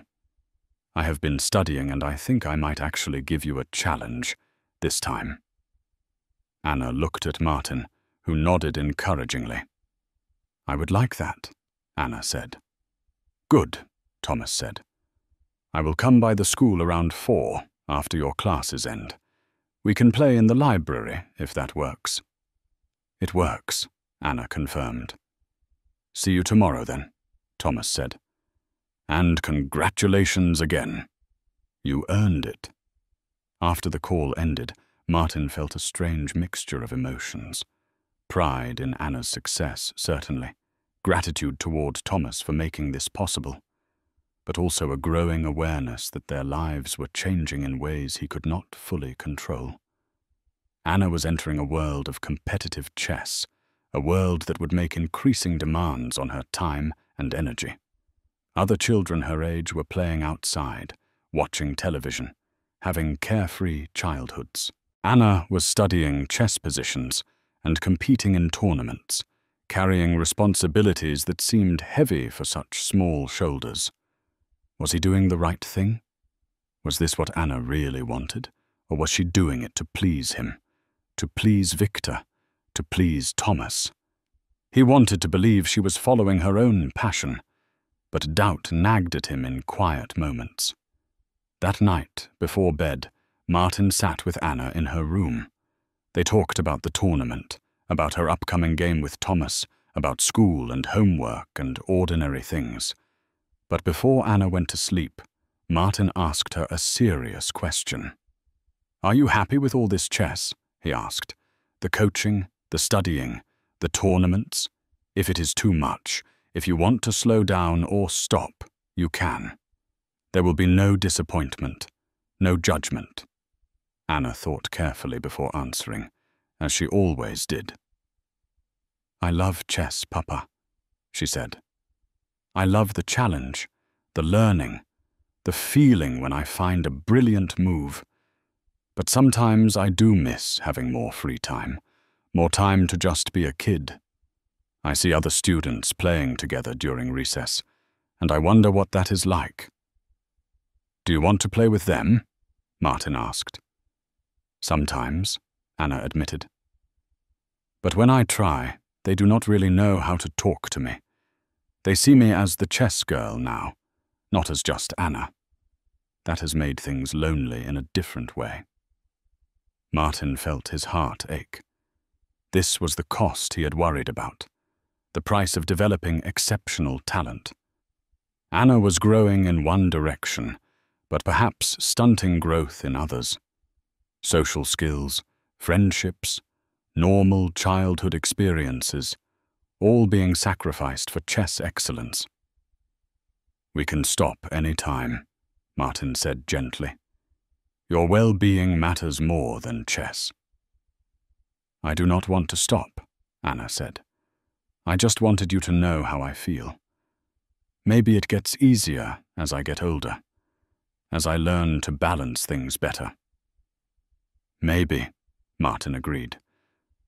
"But promise me you will tell me if it becomes too much. Promise me you will not suffer in silence to make me or Victor or Thomas proud? "I promise, Papa," Anna said. They hugged, holding each other in the quiet warmth of their small apartment, a father and daughter navigating uncertain waters together, trusting in their bond to see them through whatever challenges lay ahead.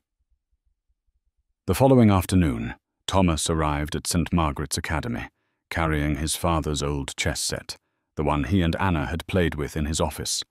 He found Anna waiting in the library, her homework already finished, a chess book open in front of her. She looked up as he entered, offering a small smile of greeting. "Ready for our game?" Thomas asked, setting up the board on one of the study tables. "Ready," Anna confirmed, closing her book and moving to sit across from him. They began to play, and Thomas quickly realized that Anna had improved significantly, even in the few weeks since their last game. Her moves were sharper, more purposeful, her understanding of positions deeper. Victor's coaching was clearly making a difference, refining raw talent into disciplined skill. The game was competitive, but Anna gradually built an advantage through superior piece coordination and tactical awareness. Thomas defended as best he could, but eventually the position became untenable. He resigned gracefully, shaking Anna's hand across the board. "You are getting stronger every time we play," Thomas observed. "Victor is an excellent teacher," Anna said, "but he is very demanding. He makes me work harder than I have ever worked at anything." "Is it worth it?" Thomas asked. "The hard work, the pressure, the time commitment?" Anna considered the question seriously. "I think so," she said. "But sometimes I wonder what it would be like to have a normal life, to just play chess for fun, like before, without all the studying and competition." "That is a fair question," Thomas said. "Success in anything requires sacrifice. The question is whether the sacrifice is worth what you gain." He paused, looking at the chess pieces between them. "Can I tell you something?" he asked. "Of course," Anna said. "When I was building my company," Thomas began, "I sacrificed everything for success. Time with family, friendships, hobbies, health. I told myself it was worth it, that once I achieved my goals I could go back and reclaim what I had given up. But it does not work that way. The things you sacrifice do not wait for you. They disappear. My marriage ended because I was never home, never present, even when I was physically there. My son barely knows me, sees me as a wallet more than a father. I have money and power and success, but I am often lonely in ways that matter." "Why are you telling me this?" Anna asked. "Because I do not want you to make my mistakes," Thomas said. "Chess is wonderful, and your talent is real and worth developing. But do not let it consume everything else. Maintain balance. Keep connections with your father and with people your own age. Success means nothing if you are alone at the end." Anna absorbed his words thoughtfully. "My papa says something similar," she said. "He says chess is important, but not as important as being a good person, as maintaining relationships, as finding joy in simple things." "Your papa is wise," Thomas said. "Wiser than I was at his age, wiser than I am now in many ways." They played a second game, talking between moves about chess and life, and the difficult balance between ambition and contentment. Thomas found these conversations with Anna strangely therapeutic, her child's perspective cutting through the complexity and getting to essential truths he had lost sight of over the years. As they finished their second game, David Novak entered the library, stopping when he saw his father with Anna. He looked surprised and uncomfortable, unsure whether to approach or leave. "David," Thomas called out, waving him over. Come meet Anna. David walked over reluctantly, his body language defensive. Anna, this is my son David, Thomas said. David, this is Anna Kovarova. She is the one who beat me at chess during the career day presentation. I remember, David said quietly. That was impressive. Anna studied David curiously. He was tall and thin, with his father's features but softer, more uncertain. His eyes held a sadness that seemed out of place in someone so young and privileged. Do you play chess? Anna asked him. A little, David said. My dad tried to teach me when I was younger, but I was never very good at it. Maybe you just needed a better teacher, Anna said, without any intended insult. Thomas laughed awkwardly, recognizing the truth in her innocent observation.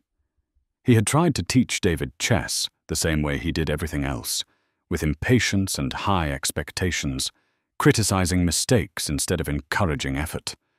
No wonder David had not enjoyed it. Would you like to learn properly? Anna asked David. I could teach you some basics if you want. David glanced at his father, uncertain. I do not know, he said. I am not really good at strategic games. Everyone can learn chess, Anna said. It just takes patience and practice. And the right teacher makes a big difference. David hesitated, then nodded slowly. Okay, he said. Maybe that would be nice. Thomas watched this interaction with a complex swirl of emotions. His son, who barely spoke to him anymore, was agreeing to learn chess from a 12-year-old girl. There was irony there, and perhaps a lesson. Sometimes connection came from unexpected places, in unexpected ways. Over the following weeks, Anna began meeting with David twice a week in the library, teaching him chess basics. She was patient and encouraging, explaining concepts clearly, never making him feel stupid for not understanding immediately. David responded well to her teaching style, gradually developing both skill and interest in the game.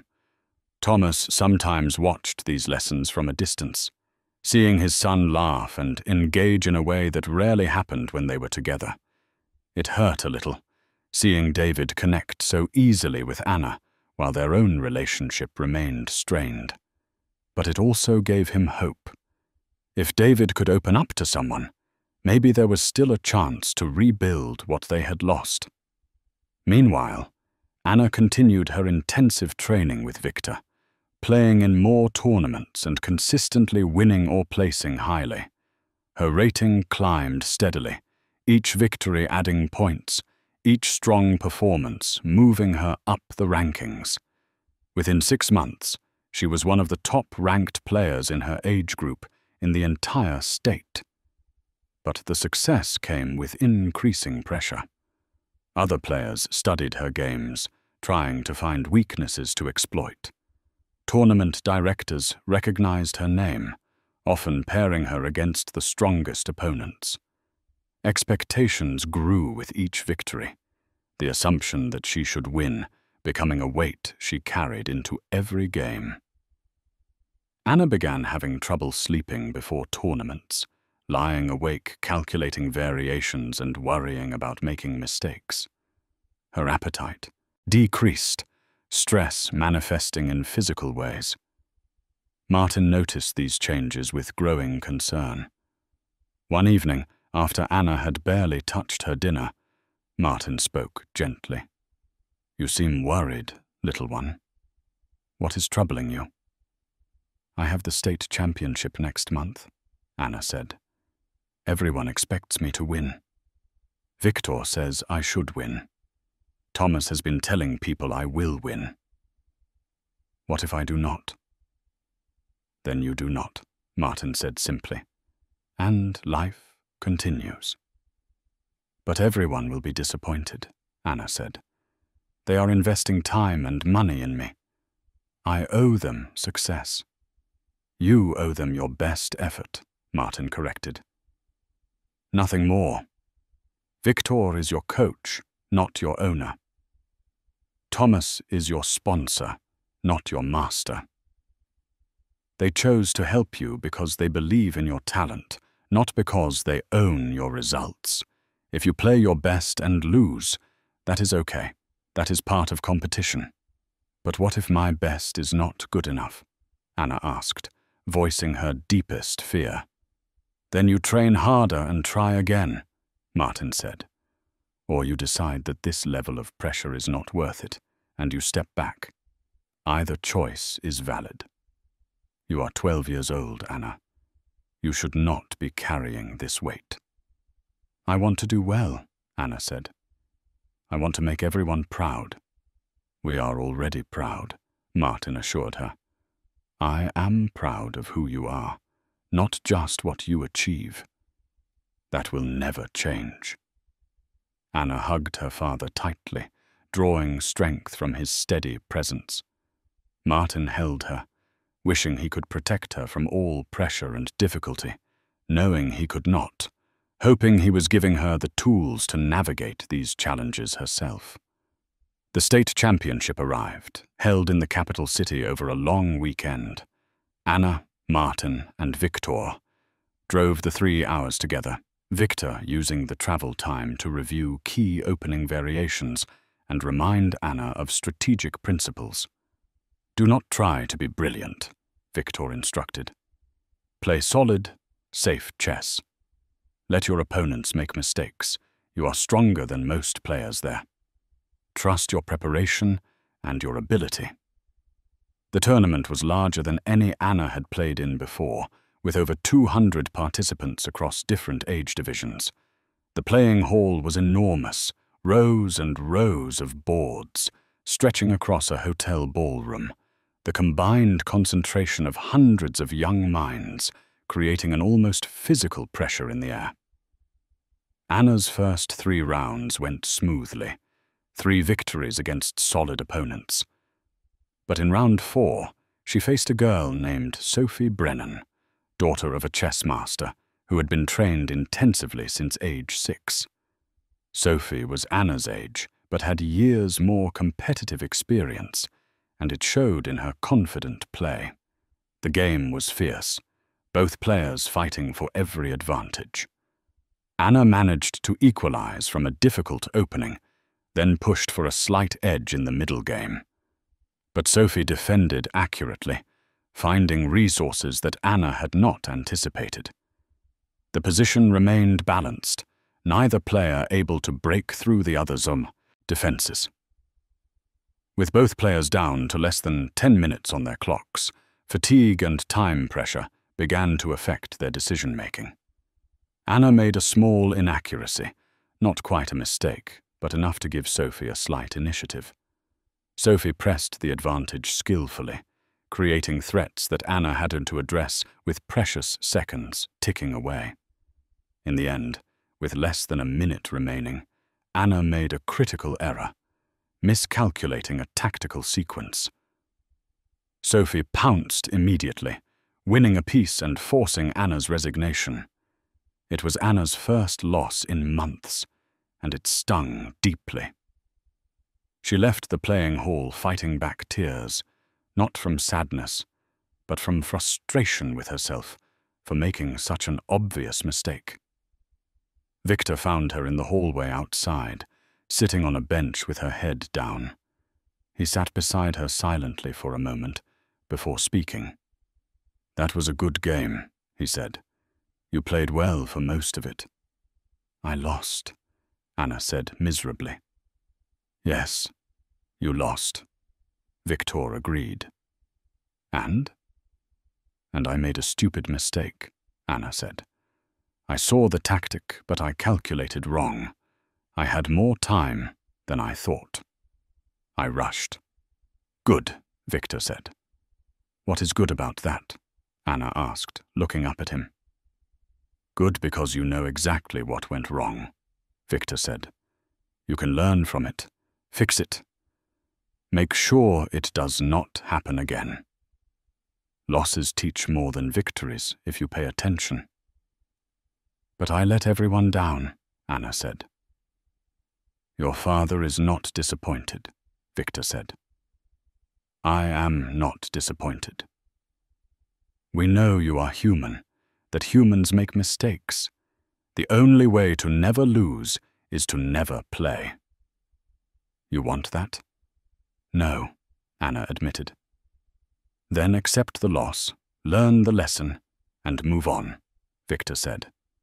You have 3 more rounds. Play those well. Anna nodded, wiping her eyes. She took a deep breath, composing herself. Martin appeared around the corner, having been searching for her. He saw her distressed face and immediately sat on her other side, putting his arm around her shoulders. Tough game? He asked gently. I lost, Anna said. Her voice was steadier now. I made a mistake, and I lost.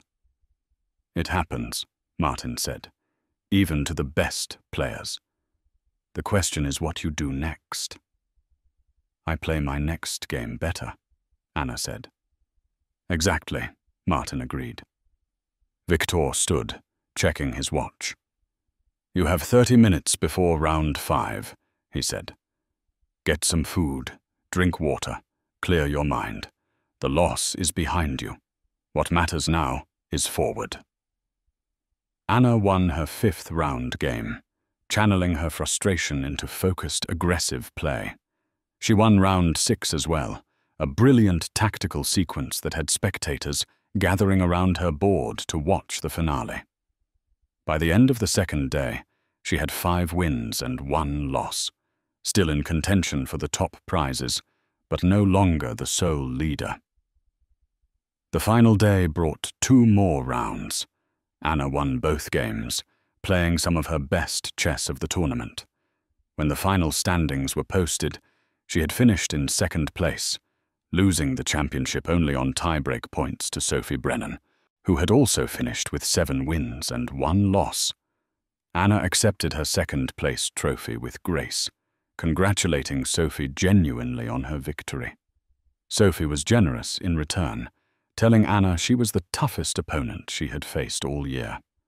The 2 girls exchanged contact information, promising to stay in touch and perhaps practice together online.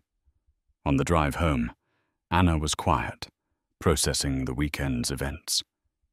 Victor broke the silence. You played well overall, he said. That loss in round 4 was educational. The way you recovered and won your remaining games showed character. Not many young players can bounce back like that. Thank you, Anna said. 2nd place is good, Victor continued. But next time, we aim for 1st. We will work on time management, on staying calm under pressure. You have the ability to win these tournaments. You just need more experience. Over the following months, Anna continued to improve under Victor's demanding tutelage. She played in more tournaments, gradually learning to handle pressure better, to manage her clock more effectively, to stay composed when positions became complicated. She won some tournaments and placed highly in others, her rating steadily climbing.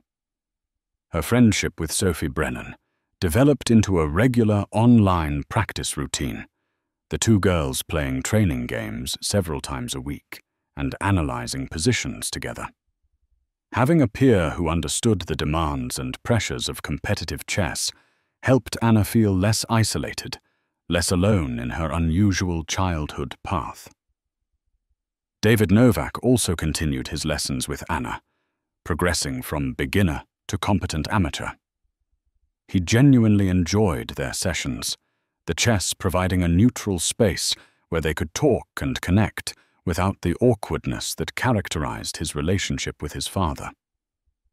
Anna, in turn, found teaching David to be rewarding, discovering that explaining concepts to someone else deepened her own understanding. Thomas watched these developments with mixed feelings.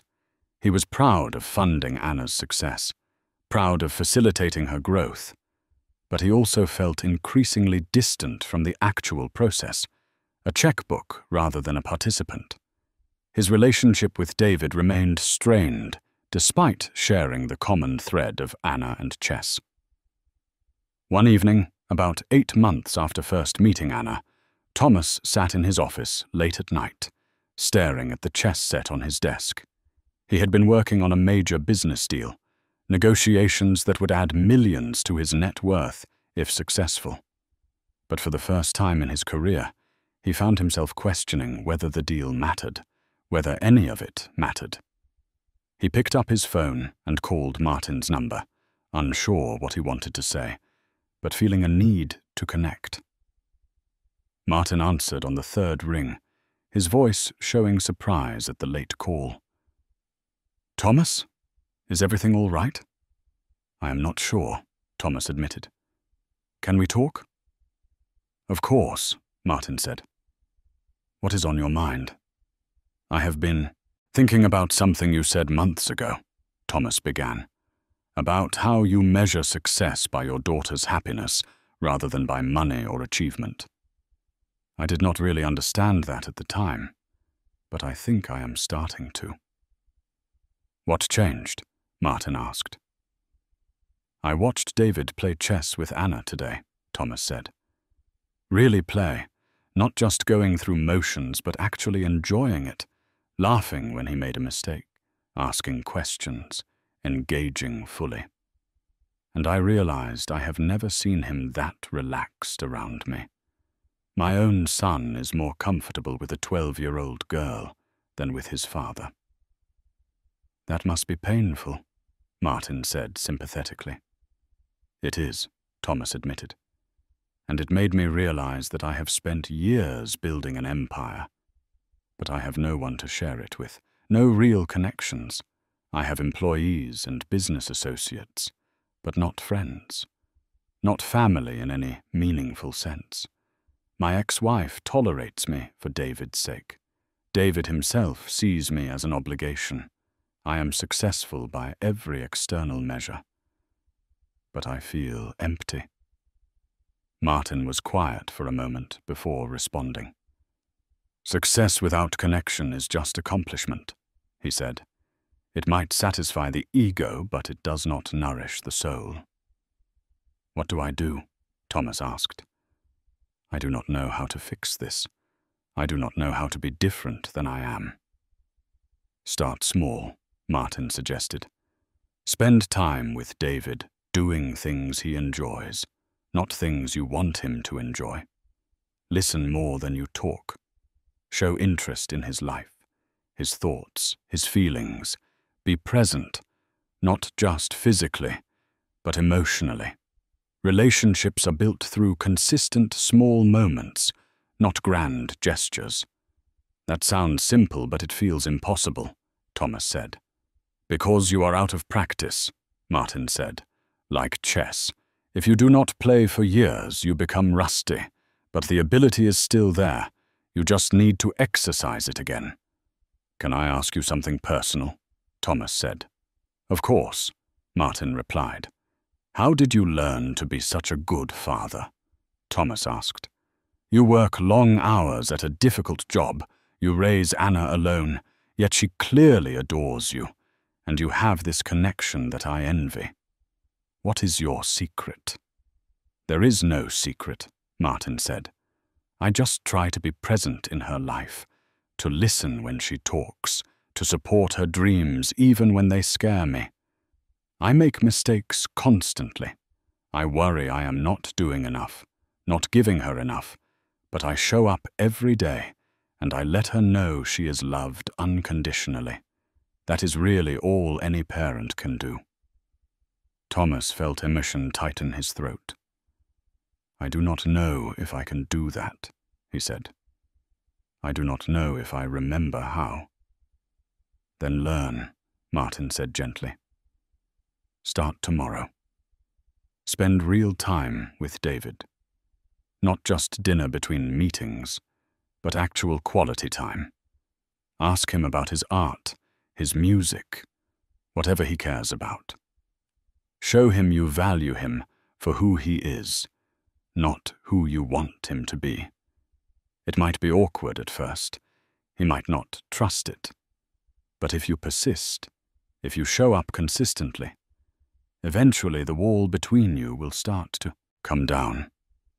"Thank you," Thomas said quietly. "For what?" Martin asked. "For being honest with me," Thomas said. "For not judging me. For treating me like a person rather than just a wealthy donor." "We are all just people," Martin said. "Some have more money, some have less. But underneath, we all want the same things. Connection, purpose, love. Those are not bought or sold. They are earned through how we treat others, how we show up in relationships, how we choose to spend our limited time on this earth." After the call ended, Thomas sat in his dark office for a long time, thinking about Martin's words. He had spent decades chasing success, believing it would bring happiness. But here was Martin, a janitor earning minimum wage, who possessed a richness Thomas desperately envied. Not money, not power, but genuine connection with his child, purpose in his daily life, contentment in simple moments. The next morning, Thomas did something unprecedented. He cleared his schedule for the entire day. No meetings, no calls, no emails. He picked David up from school personally, surprising his son, who usually took the bus or got rides from friends. "Where are we going?" David asked suspiciously, climbing into the car. "Wherever you want," Thomas said. "I have the whole day free. I thought we could spend it together. Do something you enjoy." David stared at his father like he had spoken in a foreign language. "You cleared your schedule?" he asked incredulously. "I did," Thomas confirmed. "So what do you want to do?" David was silent for a long moment, processing this unexpected development. "There is an art exhibit downtown," he said finally. "Photography. I have wanted to see it, but Mom is busy this week, and I did not think you would be interested." "I am interested," Thomas said, even though he knew nothing about photography and cared less. But David was interested, and that was enough. They spent the afternoon at the gallery, David explaining the photographs with enthusiasm Thomas had never seen from him before. Thomas mostly listened, asking occasional questions, trying to understand what his son saw in these images. He did not really get it, did not see the artistic merit David described so passionately, but he appreciated seeing this side of his son, this depth of feeling and perception. After the gallery, they went to a small cafe David liked, sitting at a window table and talking about art, about school, about nothing particularly important. It was awkward at times, gaps in conversation where neither knew what to say. But it was also real, a genuine attempt at connection rather than the performative dinners they usually endured. As they drove home that evening, David spoke quietly. "Thanks for today, Dad," he said. "It was nice. You are welcome," Thomas said. "We should do it again." "Really?" David asked, hope and skepticism mixed in his voice. "Really," Thomas confirmed. "Maybe next week?" "Okay," David agreed. "That would be good." It was a small beginning, Thomas knew. One day did not undo years of distance and disappointment. But it was a start, a first step toward rebuilding what he had allowed to deteriorate.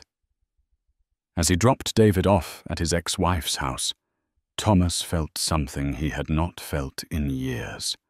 Not accomplishment or pride in a business victory, but simple contentment.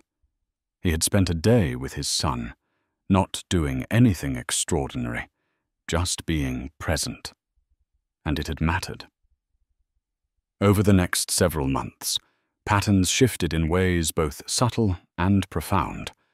Thomas began spending more regular time with David, not just obligatory dinners, but genuine activities they both enjoyed. He learned about his son's passion for photography, even bought him a professional camera and enrolled him in a weekend workshop. David responded cautiously at first, testing whether this change in his father was real or temporary. But Thomas persisted, showing up consistently, proving through action rather than words that he meant the commitment. Their relationship did not transform overnight into some idealized father-son bond, but the wall between them began developing cracks, small openings where real communication could occasionally pass through. Meanwhile, Anna continued her chess development under Victor's rigorous guidance. She had now been training for over a year, and the improvement was remarkable. Her rating had climbed into the expert category, exceptional for her age. She played in state championships, regional tournaments, even traveled to a national scholastic championship, where she finished in the top 10 among hundreds of competitors. The success brought increased attention, interviews with local news outlets, features in chess magazines, invitations to elite training camps.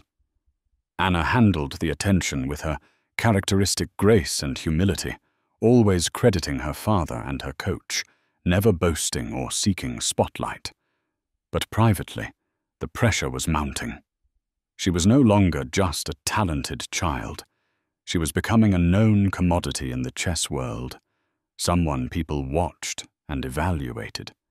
Every game felt consequential, every tournament a test she needed to pass. Victor pushed her harder than ever, preparing her for what he called the next level. "You have talent," he told her during one of their sessions, "but talent alone is not enough at the highest levels. You need mental toughness. You need to learn to play through fatigue and pressure and doubt. Champions are not made in easy games. They are forged in difficult ones." Anna absorbed these lessons, working through increasingly complex training exercises, studying games by world champions, memorizing hundreds of opening variations. Her life had narrowed to a focus on chess that sometimes felt all-consuming. School continued, but it was secondary now, something she did between training sessions rather than the main event of her day. She still maintained her friendship with Sophie Brennan, their online practice sessions a source of both competition and camaraderie. She still taught David chess twice a week, those sessions a welcome break from the intensity of her own training. And she still played evening games with Martin, though these had become almost ritualistic, a connection to simpler times rather than genuine competition. Martin watched his daughter's transformation with mixed emotions. Pride in her achievements was always present, but worry grew alongside it. Anna was 13 now, at an age when most children were discovering social relationships, developing interests beyond academics, figuring out who they were as people. Anna's identity had become almost entirely wrapped up in chess, and Martin feared what that narrowness might cost her. One evening, after Anna had gone to bed following a particularly grueling training session with Victor, Martin's phone rang. It was Thomas. "Martin, do you have a moment?" Thomas asked. "Of course," Martin said, stepping out into the hallway to avoid waking Anna. "What is on your mind?" "I want to talk about the national championship," Thomas said. "It is coming up in 3 months. Victor thinks Anna has a real chance to win her age division." "I know," Martin said. "He has been preparing her intensively." Thomas paused before continuing. "I am worried about her," he admitted. "The pressure she is under, the expectations. I see the same drive in her that I had at that age, the same willingness to sacrifice everything for success, and I know where that leads. What are you suggesting? Martin asked carefully. I am not sure, Thomas said honestly. On one hand, she has extraordinary talent that deserves support and development. On the other hand, she is 13 years old, and she should be having a childhood, not training like a professional athlete. I do not know how to balance those competing needs. Neither do I, Martin admitted. I have the same concerns, but when I talk to Anna about it, she insists she wants this, that she loves chess, and wants to see how far she can go. Maybe she means it, Thomas said. Or maybe she is telling us what she thinks we want to hear. Maybe she feels obligated because of all the time and money invested in her development. That thought had occurred to Martin as well, keeping him awake some nights. What if Anna felt trapped by their expectations, unable to step back without disappointing the people who believed in her? They talked for another hour. Two fathers from vastly different circumstances united in their concern for a remarkable young girl. They decided to have a conversation with Anna together, to make sure she truly wanted to continue down this increasingly demanding path. 2 days later, the three of them met at a quiet cafe near the school. Anna looked between her father and Thomas, sensing something serious was coming. Is something wrong? She asked. Nothing is wrong, Martin assured her. We just want to talk with you about chess, about the training, about your future. Okay, Anna said cautiously. Thomas began. Anna, you have accomplished incredible things this past year. Your talent is undeniable, your work ethic remarkable. But your father and I are concerned about the pressure you are under, about whether this is what you truly want or whether you feel obligated to continue. I want to continue, Anna said immediately. I love chess. But do you love the training? Martin asked gently. The constant studying, the tournament pressure, the travel, the expectations? Or do you love the game itself, the way you used to love it when we played together for fun? Anna was quiet, her fingers tracing patterns on the table. I love both, she said finally. But they are different kinds of love. Playing chess for fun is joyful and relaxed. Training and competing is stressful and demanding, but also satisfying in a different way. Like the difference between liking a subject and actually studying it deeply. Martin leaned forward. If you wanted to stop competing, to just play for enjoyment again, we would support that completely. No disappointment, no judgment. Your well-being matters more than any tournament results. I know, Papa, Anna said. You have always made that clear. But I do not want to stop. I want to see how good I can become. I want to compete at the national championship. I want to keep improving. What about friends? Thomas asked. Social life? Normal teenage experiences? Anna shrugged slightly. Most kids my age do not understand my life, she said. They care about different things, social media and clothes and celebrity gossip. I try to connect with them, but we do not have much in common. I have Sophie, who understands because she plays chess too. I have David, who is a good friend, even though he is older. And I have you both, and Victor. That is enough for me right now. Are you lonely? Martin asked, his heart aching at the possibility. Sometimes, Anna admitted, but not because of chess. I think I would be lonely anyway. I have always felt a bit different, even before I started competing. Chess gives me a place where being different is actually an advantage, where the things that make me odd to the other kids, my focus and seriousness, are valuable. The honesty in her answer reassured Martin somewhat. She was self-aware, thoughtful about her choices, not just blindly following a path others had set for her. "If at any point this becomes too much," Thomas said, "promise you will tell us. Promise you will not keep struggling in silence just to avoid disappointing people." "I promise," Anna said. "But right now, I want to keep going. I want to compete at nationals. I want to see what I am capable of." They talked longer, making sure Anna truly understood she had agency in this decision, that she could change her mind without consequence. Eventually they were satisfied that she was making an informed choice, pursuing chess because she genuinely wanted to, not out of obligation. After Thomas left, Martin and Anna walked back to the school together, the autumn evening cool and quiet around them. "Papa, can I ask you something?" Anna said. "Anything," Martin replied. "Do you wish I had a more normal life?" she asked. "That I played sports or joined clubs or cared about the same things other girls my age care about?" Martin stopped walking, turning to face his daughter. "I wish for you to be happy," he said carefully. "If a normal life made you happy, I would wish for that. If chess makes you happy, I wish for that instead. My only fear is that you are sacrificing too much, giving up experiences you might regret missing later.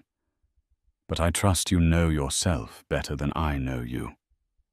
Anna hugged her father suddenly, fiercely. "Thank you for always supporting me," she said.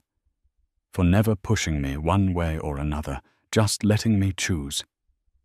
"That is what fathers do," Martin said, holding her close. Or what they should do, anyway. The following months were a blur of intensive preparation.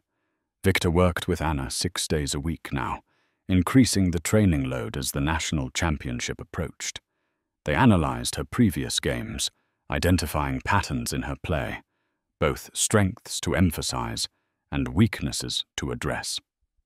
They studied her likely opponents, girls from across the country, who were also among the strongest players in their age group. Victor drilled Anna on specific opening systems, making her memorize hundreds of variations until she could play them in her sleep.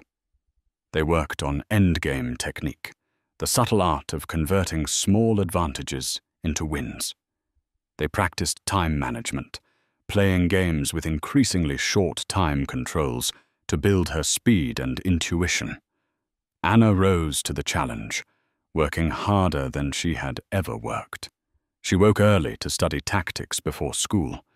She spent lunch periods in the library, analyzing games on her laptop. She stayed up late reviewing master games, absorbing strategic concepts through osmosis and repetition. Her grades at school began to slip slightly, not dramatically but enough to notice. Teachers commented that she seemed distracted, tired, not as engaged as she had been. Martin received concerned emails from her counselor, suggesting Anna might be overextended, taking on too much. Martin talked with Anna about it, but she insisted she was fine, that she could handle both school and chess. Her academic performance was still above average, she pointed out, just not exceptional like it had been before. And right now, chess had to take priority. The national championship was too important. Martin reluctantly accepted this, not wanting to add pressure by demanding she maintain perfect grades on top of everything else. But he watched her carefully for signs of breaking, for indications that the load was truly too heavy. 2 weeks before the championship, Victor brought in a special training partner, a national master who agreed to play a series of practice games with Anna. The master was in his 40s, experienced and strong, someone who would test Anna's skills thoroughly without destroying her confidence. They played 10 games over 5 days, intense battles where the master showed no mercy. Anna lost most of them, but she competed fiercely, pushing the master to work hard for his victories. More importantly, she learned from each loss, seeing concepts and ideas she had not encountered before. After the final game, the master spoke with Victor privately, then came over to where Anna sat analyzing their last game. "You are very strong," he told her seriously. "For your age, exceptionally strong. At the Nationals, you will face tough competition, but you belong there. You have earned your place." "Do you think I can win?" Anna asked. "That is the wrong question," the master said. "The right question is, will you play your best chess? Will you compete with courage and focus? Will you learn regardless of the result? If you do those things, the outcome takes care of itself." Anna nodded, absorbing this wisdom. The master smiled. "But yes," he added, "I think you can win. If you play the chess you are capable of, if the pressure does not overwhelm you, if you stay true to your training, you have the ability. Now you just need to execute." The national championship was held in a convention center in Chicago, a massive event with over 1,000 players competing across multiple age divisions and skill levels. Anna, Martin, and Victor flew in 2 days early to acclimate, to let Anna adjust to the time zone and the environment before the competition began. The playing hall was intimidating in its scale. Hundreds of boards arranged in precise rows, clocks and score sheets waiting at each station. The walls displayed banners from sponsors, photographs of past champions, motivational quotes about chess and competition. The atmosphere felt professional, serious, far removed from the smaller regional tournaments Anna had played in before. Registration took most of the first day, checking in players, verifying identities and ratings, distributing tournament materials. Anna received her player badge, a lanyard with her name and ID number, and a schedule showing her pairings for the first 3 rounds. She studied the names of her opponents, recognizing some from online databases, trying to remember what she knew about their playing styles. Victor had prepared detailed files on the top-rated players in her division, analysis of their games, notes on their tendencies and preferences. Anna had memorized as much as she could, but now, standing in the actual venue, surrounded by hundreds of serious young chess players, all that preparation felt inadequate. That evening, in their hotel room, Anna lay on her bed, staring at the ceiling while Martin unpacked their belongings. Victor had gone to his own room after giving Anna final instructions to rest, eat well, and clear her mind before tomorrow's battles. "How are you feeling, little one?" Martin asked. "Nervous," Anna admitted. "More nervous than I have ever been before a tournament." "That is natural," Martin said. "This is the biggest competition you have faced, but remember, you have prepared well. You belong here." "What if I freeze up?" Anna asked. "What if the pressure is too much and I cannot think clearly?" "Then you take deep breaths, you remember your training, and you play one move at a time," Martin said. "Do not think about winning or losing. Do not think about expectations or consequences. Just play chess the way you have played thousands of times before. Focus on the board, on finding the best move in each position.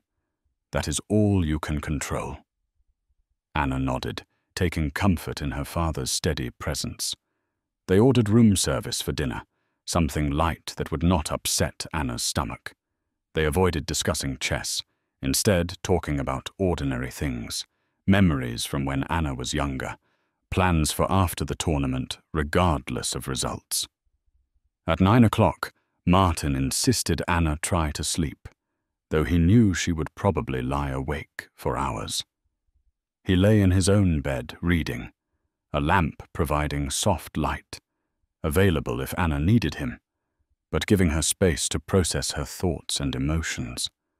Eventually, sometime after midnight, he heard Anna's breathing deepen into sleep.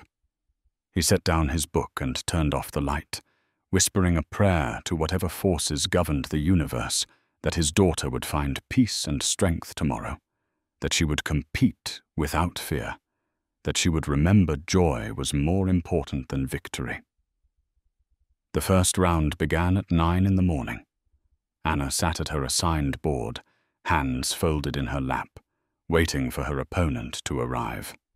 The girl who sat down across from her was named Jennifer Wu, rated slightly lower than Anna, a serious-looking player who offered a formal handshake and a brief good luck before they both settled into focus. The tournament director announced the start of the round, and hundreds of clocks began ticking simultaneously, a wave of sound that quickly faded as players concentrated on their boards. Anna played white, starting with her prepared opening. Jennifer responded with a solid but unambitious defense. The game developed slowly, both players maneuvering carefully, neither wanting to take excessive risks in the first round. Anna gradually built a small advantage through superior piece placement, then converted it into a winning endgame. The game lasted 3 hours, ending with Jennifer resigning in a clearly lost position. Anna advanced to 1 win and 0 losses. Her second-round opponent was stronger, a girl from Texas named Rachel Martinez, who attacked aggressively from the opening. Anna defended accurately, weathering the storm, then counterattacked when Rachel overextended. The game was sharp and tactical, both players calculating complex variations, but Anna's preparation proved superior. She won in brilliant style, a combination that forced Rachel's resignation amid quiet applause from spectators who had gathered to watch the finish. 2 wins, 0 losses. Anna felt confidence building, her nervousness receding as she settled into the rhythm of competition. The third round brought her toughest test yet, facing Sophie Brennan, her friend and regular practice partner.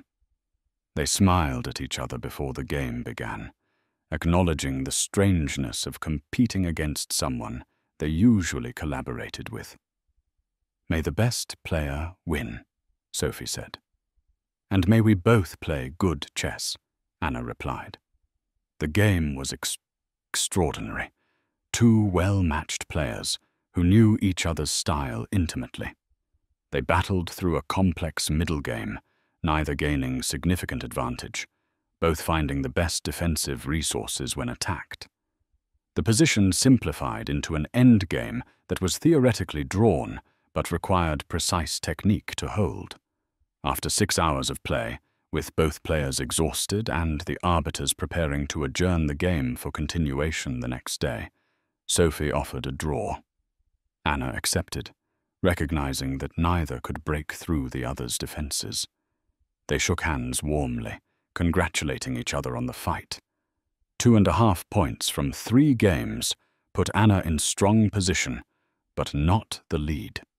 Several girls had won all 3 games, including the top seed, a prodigy from California named Emily Chen, who was considered the favorite to win the championship. Anna had studied Emily's games extensively with Victor, knew her style favored aggressive tactical play, supported by deep opening preparation. If they both continued winning, they would likely meet in the final round. That evening, Victor reviewed Anna's games, praising her play, but also pointing out moments where she could have pushed for more, opportunities missed in the complications. "You are playing well," he said, "but to win this tournament, you need to be more ambitious when you have advantages. That draw with Sophie could have been a win if you had been willing to take some calculated risks." "I was tired," Anna said. 6 hours is a long time to maintain concentration. "Champions play through fatigue," Victor said firmly. They find reserves of strength when others falter. Tomorrow you have 2 more games. You need to win both to stay in contention." "I know," Anna said quietly. "Get rest," Victor instructed. "Tomorrow determines whether you are just another strong player or whether you are a champion." After he left, Martin saw the pressure in Anna's face, the weight of expectations pressing down on her. "Come here, little one," he said, patting the bed beside him. Anna sat down, and Martin put his arm around her shoulders. "Victor means well," Martin said. "But sometimes he forgets you are 13, not a professional fighting for a world title. You have already exceeded every reasonable expectation. Everything from here is bonus." "But I want to win," Anna said. "I want to prove I belong at this level." "You have already proven that," Martin assured her. "You are competing with the best players your age in the entire country, and you are holding your own. That is remarkable.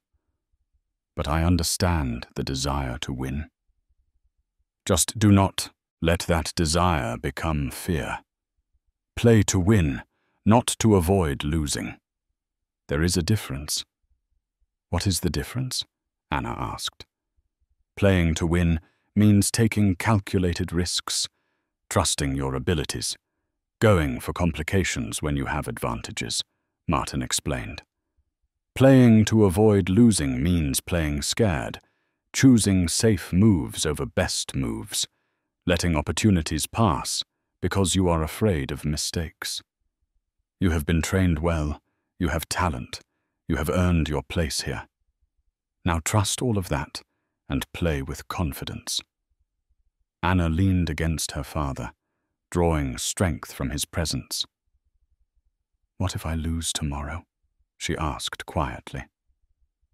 "Then we go home. We learn from the experience, and life continues," Martin said. "I will not love you any less. Victor will still coach you if you want. Thomas will still support you. One tournament does not define who you are." "But I will not lose," Anna said, determination entering her voice. "I came here to compete, to show what I can do. I am going to win my games tomorrow. That is my girl," Martin said proudly. The 4th round began with Anna facing a player from New York named Jessica Goldstein, a tactical specialist known for creating complications.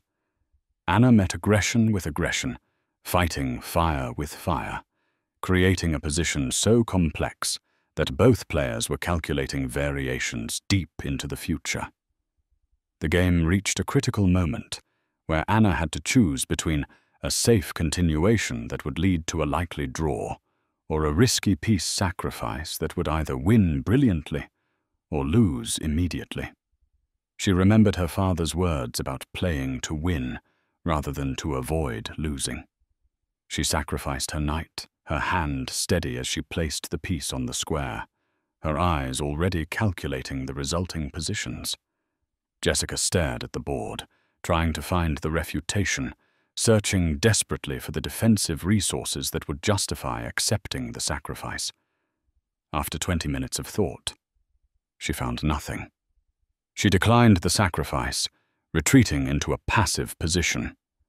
Anna pressed her advantage ruthlessly, not allowing Jessica any counter-chances, slowly tightening the noose until resignation came on. Move 42. 3.5 points from 4 games. Anna was back in contention. The 5th round that afternoon would determine whether she could compete for the championship or would finish in the middle of the pack. Her opponent was a girl from Florida named Michelle Torres, the number 3 seed, who had also won 3 and drawn 1.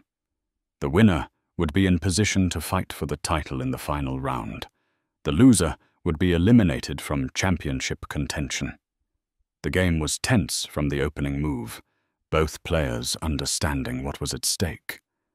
Michelle played solidly, avoiding risks clearly content with a draw that would keep her in contention.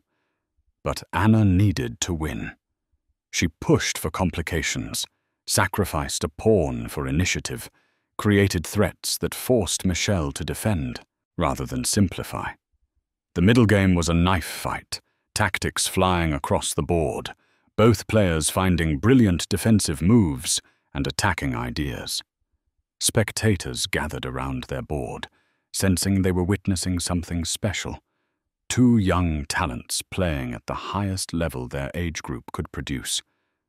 Time pressure became a factor as both clocks dropped below 30 minutes for the remaining moves.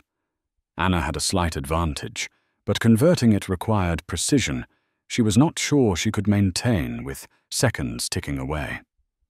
Michelle defended stubbornly, finding resources Anna had not anticipated, complicating when Anna wanted to simplify, simplifying when Anna wanted to complicate. With 10 minutes left for Anna and 12 for Michelle, the position reached a critical juncture. Anna had a choice between a forcing sequence that would win a pawn but allow Michelle to activate her pieces, or a quiet positional move that maintained pressure without immediate gain. Victor would have chosen the quiet move, maintaining advantage without risk. But Anna chose the forcing sequence, trusting her calculation, believing she could handle whatever activity Michelle generated. The tactics worked. Anna won the pawn and survived Michelle's counterattack, reaching an endgame that was technically winning, but required perfect technique. With less than 5 minutes on her clock, Anna maneuvered her pieces with remarkable precision, each move finding the only path forward, each decision correct. Michelle fought until the position was completely hopeless, then resigned with grace, extending her hand across the board. "Good game," Michelle said. "You played brilliantly." "Thank you," Anna replied. "You made it very difficult." 4.5 points from 5 games. Anna was tied for first place with Emily Chen and one other girl, a player from Ohio named Sarah Williams. The three of them would be on the top boards for the final round tomorrow, playing against each other while the rest of the field competed for lower places. Anna would play black against Emily Chen, the top seed, in what amounted to a championship match. Sarah would play white against a lower-rated opponent, meaning if she won and Anna drew, Sarah would be champion on tiebreaks. Anna had to win to guarantee the championship. A draw would leave her fate in other players' hands. That evening, Victor was simultaneously ecstatic and anxious. "You played phenomenally today," he told Anna. "That game against Michelle was championship level. But tomorrow will be even harder. Emily Chen is the strongest player in this tournament. She has not lost a game all year. She will be prepared, confident, dangerous." "I know," Anna said. "I have studied her games. She plays like a computer, very accurately, no weaknesses." "Then you need to create problems," Victor said. "Make the game messy, uncomfortable for her. She likes clean positions where calculation wins. Give her chaos where intuition matters." "Can I do that?" Anna asked. "You are about to find out," Victor said. "We will spend tonight preparing a surprise in the opening, something she will not expect, something that will take her out of her comfort zone." They worked until nearly midnight, Victor showing Anna a sharp variation in the Sicilian defense that led to wild complications. It was risky, the kind of opening that could backfire spectacularly if Anna miscalculated. But it was also exactly the kind of chaos that might unsettle a player who relied on preparation and calculation. After Victor left, Anna tried to sleep, but her mind raced with variations, possibilities, fears, and hopes. She kept seeing chess positions floating in the darkness, pieces moving in endless combinations. Around 2 in the morning, she gave up on sleep and sat at the small desk in the hotel room, replaying Emily Chen's games on her laptop, searching for patterns, for any weakness she could exploit. Martin woke and found her there, her face illuminated by the computer screen. "Little one, you need rest," he said gently. "I cannot sleep," Anna admitted. "My brain will not stop thinking about tomorrow's game." "Come sit with me," Martin said, patting the bed beside him. Anna closed her laptop and sat down. Martin put his arm around her. "Tell me what you are thinking," he said. "I'm thinking that I have come so far," Anna said. "From that first game with Mr. Novak in the school auditorium to here, competing for a national championship. It feels impossible, like a dream, but it also feels heavy. Like if I lose tomorrow, I will disappoint everyone." "You will not disappoint me," Martin said firmly. "Win or lose tomorrow, I am proud of who you are, of how you have conducted yourself, of the person you are becoming.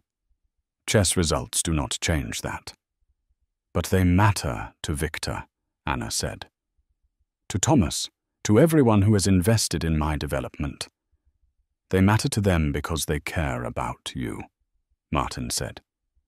"Not because their happiness depends on your results.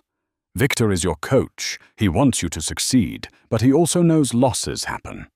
Thomas supports you because he believes in you, not because he expects championships in return. And even if they were disappointed, which I doubt, their disappointment would be their problem to manage, not yours to carry." Anna leaned against her father. "I want to win, Papa," she said quietly. "Not for them, but for me. To prove to myself that I belong here, that all the work and sacrifice was worth it." "Then play your best game tomorrow," Martin said. "Leave everything on the board. If you do that, win or lose, you will have your answer about whether it was worth it. Because the journey itself, the growth and learning and challenge, that is what creates worth, not the final result." They sat in comfortable silence for a while, the hotel room quiet except for the distant hum of the building's systems. Eventually, Anna felt her mind begin to settle, exhaustion finally overcoming anxiety.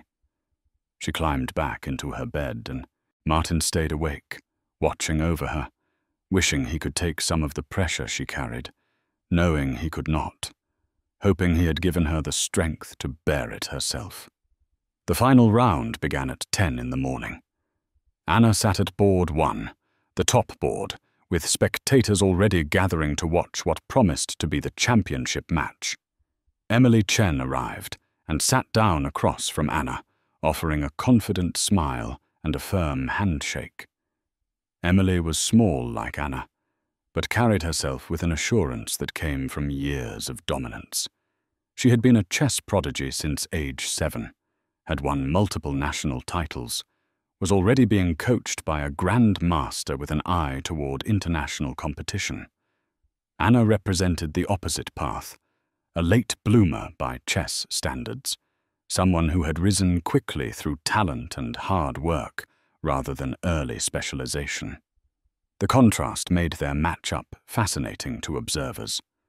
The game began with Anna playing the sharp variation Victor had prepared, immediately creating the kind of messy complications they had hoped for.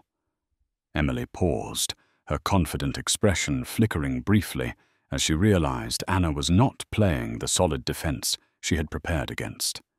She thought for 15 minutes on her 4th move, already burning clock time while trying to navigate unfamiliar territory. Anna pressed forward, sacrificing a second pawn for developmental advantage, bringing her pieces into aggressive positions. The position was objectively balanced, but psychologically favoring Anna, who knew the ideas and patterns while Emily was calculating everything from scratch. The middle game exploded with tactical possibilities, both players creating and defending against threats, the position shifting with every move. Spectators watched in silence, many of them strong players themselves, appreciating the high level of play on display. Martin stood at the back of the hall, too nervous to watch closely, but unable to look away. Victor stood nearby, arms crossed, face intense, mentally playing along with every move. Thomas had flown in that morning and stood beside Martin, having cleared his schedule to be present for Anna's biggest game. David was there too, having convinced his mother to let him skip school to watch. Emily defended brilliantly, finding resources in positions that looked hopeless, surviving attacks that should have been decisive. But Anna kept finding new ideas, new ways to create problems, new angles of attack. The game reached a position where Emily had to make a critical decision under severe time pressure, less than 10 minutes remaining on her clock. She chose the defensive try that looked most natural, moving her king to apparent safety. Anna immediately played a queen sacrifice, a stunning blow that no one in the room had seen coming. Emily stared at the board in shock, double-checking and triple-checking, searching desperately for the flaw in the combination. There was none. If she accepted the queen, Anna had a forced checkmate. If she declined, she would be down massive material with no compensation. Emily's hand trembled slightly as she resigned, unable to find words, simply offering her hand across the board. Anna shook it, her own hands steady, her face calm. She had done it. She had defeated the top seed, played the game of her life when it mattered most. The spectators erupted in applause. The tournament director came over to verify the result, nodding in appreciation of the brilliant finish. Anna stood, her legs suddenly weak, the adrenaline that had sustained her through the game draining away all at once. Martin was there immediately, catching her as she stumbled slightly, holding her steady. "You won," he said, his voice thick with emotion. "You won, little one." "I know," Anna said. And suddenly she was crying, tears streaming down her face, all the pressure and fear and hope of the past months releasing in a flood of emotion. Martin held her while she cried, not caring that people were watching, that this moment was being photographed and recorded, that Anna's breakdown was public. She had earned these tears, earned the right to feel everything she had been holding back. Victor approached, his stern expression softened by unmistakable pride. "That was the finest game I have ever seen from a player your age," he said simply. "You played like a master today." Thomas waited until Anna had composed herself before speaking. "Congratulations, champion," he said, his voice warm. That was extraordinary to witness. David hugged Anna impulsively, forgetting his usual teenage reserve. "That queen sacrifice was incredible," he said excitedly. "I cannot believe you saw that." Anna smiled through her remaining tears. "Thank you all," she said. "For everything, for believing in me, for supporting me, for helping me get here." She still had to wait for the other games to finish, to confirm mathematically what everyone already knew, that her victory had secured the championship. She sat with Martin and her supporters, watching the final moves play out on other boards, feeling a strange mixture of euphoria and exhaustion. When the last game concluded and the final standings were posted, it was official. Anna Kovarova, age 13, daughter of a school janitor, was the national champion in her age division. The awards ceremony took place that evening in the main hall, with hundreds of players and their families gathered to celebrate the week's competition. Anna stood on the stage with the other division winners, feeling small and overwhelmed as the tournament director presented her with a trophy significantly larger than any she had received before, along with a scholarship check that would cover years of coaching and tournament expenses.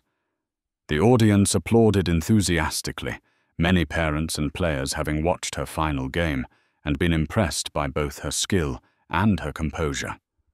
Anna accepted the trophy with her characteristic grace, thanking the hôtel, organizers, her coach, her father, and everyone who had supported her journey. She did not boast or celebrate excessively, simply expressed gratitude and acknowledged how much she still had to learn. Later, at the celebratory dinner Thomas had arranged at a nice restaurant near the hotel, Anna sat surrounded by the small group who had become her chess family. Martin, Victor, Thomas, David, and Sophie Brennan, who had finished 4th in the division, and joined them to congratulate Anna. They toasted with sparkling cider, shared stories from the tournament, analyzed key moments from crucial games.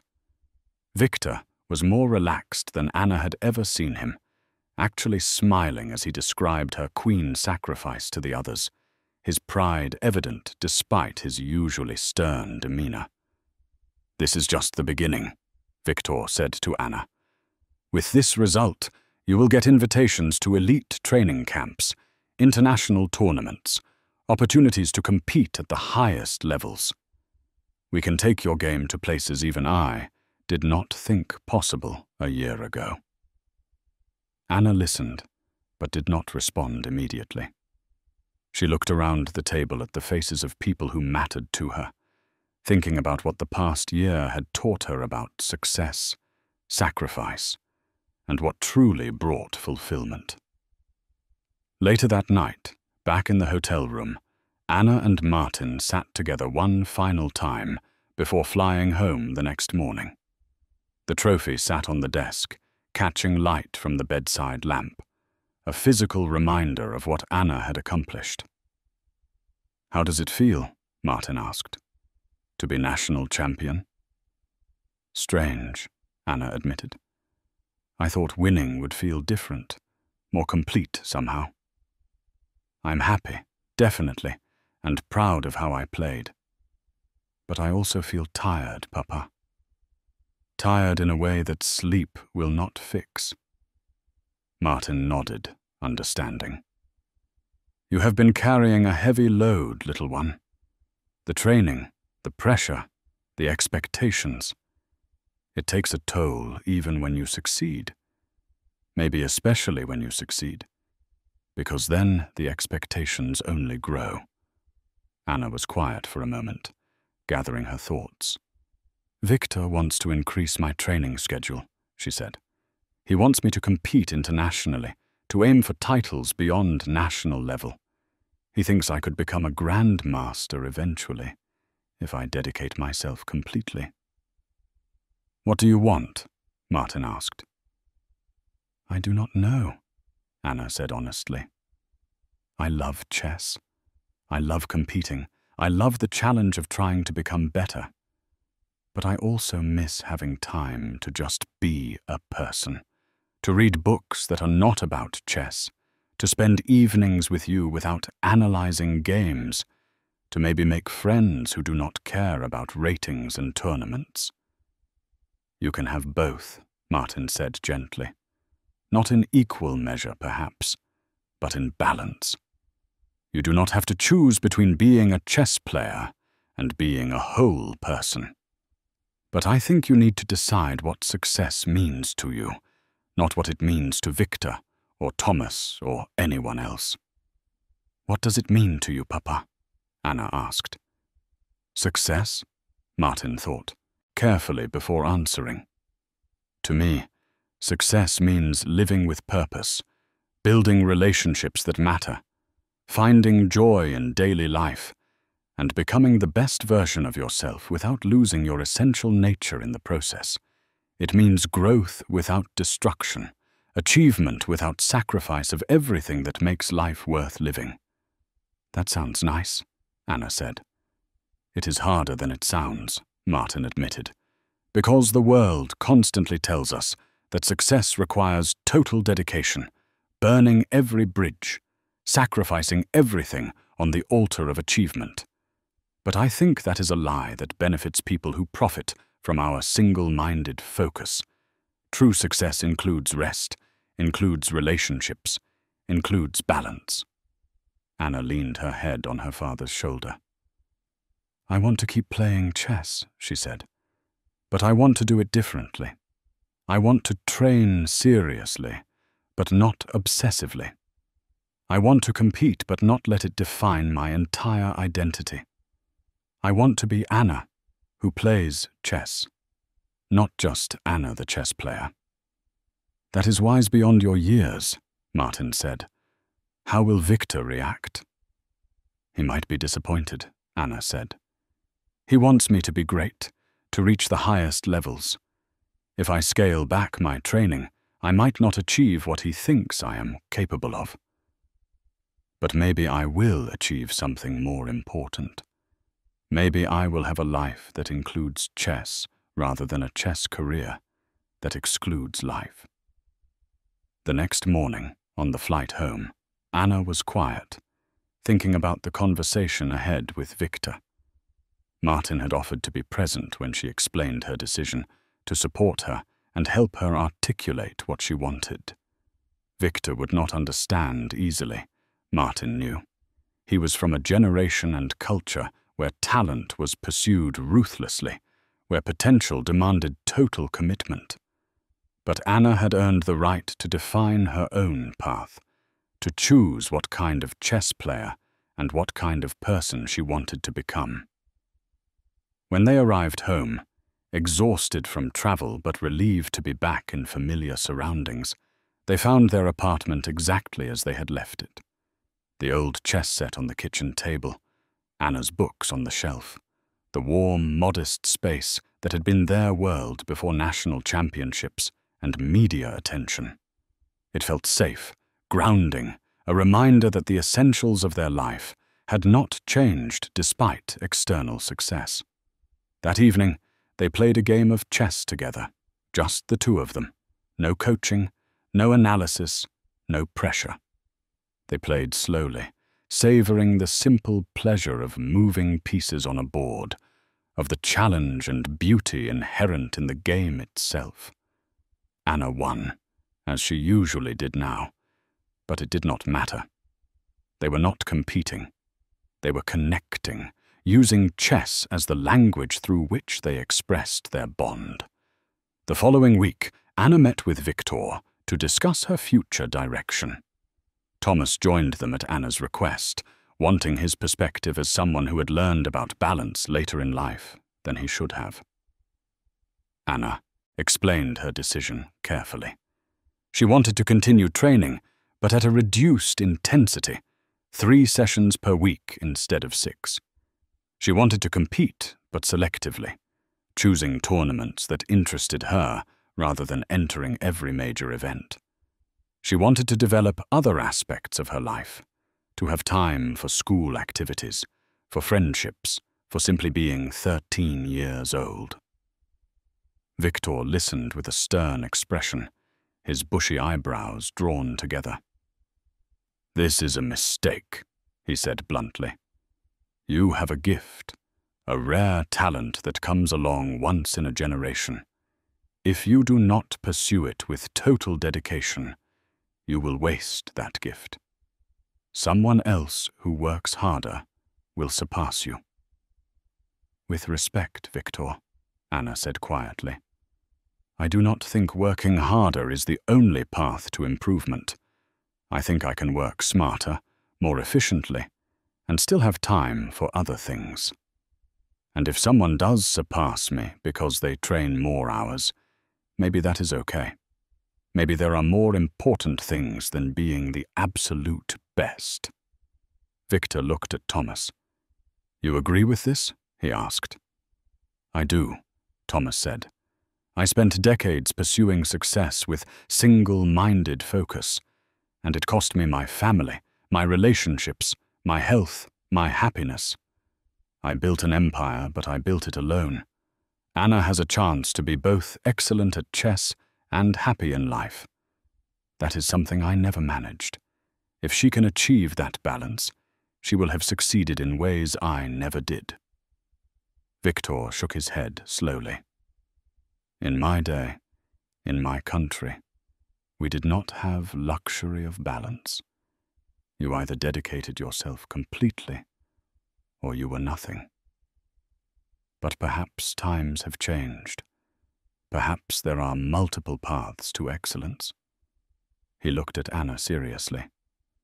"I will support your decision, because you have earned that respect through your results and your character. But I tell you honestly, I think you could become one of the greatest players this country has ever produced if you were willing to sacrifice more." "And I tell you honestly," Anna replied, "that being the greatest player matters less to me than being a complete person. I want to be good at chess, very good even. But I also want to have a father I spend time with, friends I care about, interests beyond a game. Maybe that means I will not reach the absolute pinnacle. I can accept that." Victor sighed, a sound of resignation mixed with grudging respect. "You are stubborn," he said, "like all champions. Very well, we do this your way. 3 sessions per week, selective tournaments. But when we train seriously. No half measures in the work we do." "Deal," Anna said, extending her hand. Victor shook it firmly, then surprised everyone by smiling slightly. "That queen sacrifice against Emily Chen," he said. "That was world class. No matter what you do from here, that moment proved you have something special. Never forget that." Over the following months, Anna's life found a new rhythm. She continued training with Victor 3 times weekly, working hard during those sessions but closing the chess books afterward. She played in occasional tournaments, winning some and losing others, maintaining her high rating without the grinding schedule of before. She spent more time with Sophie, their friendship deepening beyond chess into genuine connection. She continued teaching David, who had developed into a decent player and whose friendship she valued. She started a book club at school, joined the debate team, discovered she enjoyed creative writing. Her grades improved as she had more mental energy for academics. She started making friends with students who knew nothing about chess, who liked her for her personality rather than her accomplishments. Martin watched his daughter bloom into a more balanced, happier version of herself. Yes, she was not training at the intensity Victor would have preferred, and yes, she might not reach the absolute highest levels of chess as a result. But she was growing into a well-rounded young woman with multiple interests, genuine friendships, and a healthy relationship with achievement. That felt like the greater success. Thomas, too, continued his own transformation. His relationship with David slowly improved through consistent effort and genuine interest in his son's life. They spent regular time together, not just obligatory visits, but real quality time. David's resentment gradually softened as he saw his father's sincere attempt to change, to be present, to care about him as a person rather than as an heir to be molded. Thomas never recovered the years he had lost, never fully made up for his earlier absence and emotional distance. But he built something new, something real, starting from where they were rather than mourning what they could have been. He learned, as Anna had learned, that success in relationships mattered more than success in business, that wealth accumulated meaning only when shared with people who mattered. 1 year after the national championship, on the anniversary of that remarkable tournament, Martin and Anna sat together in their apartment, playing their evening game. Anna was 14 now, taller, more mature, but still essentially the same thoughtful, humble person she had always been.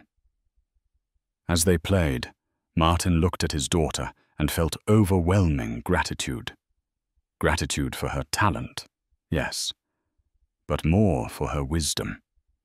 Gratitude that she had learned the lesson he had tried to teach her, that she had chosen balance over burnout, fulfillment over fame, humanity over achievement at any cost. The chess pieces moved across the familiar board, the game a language through which they spoke to each other without words. Outside the window, the evening darkened into night.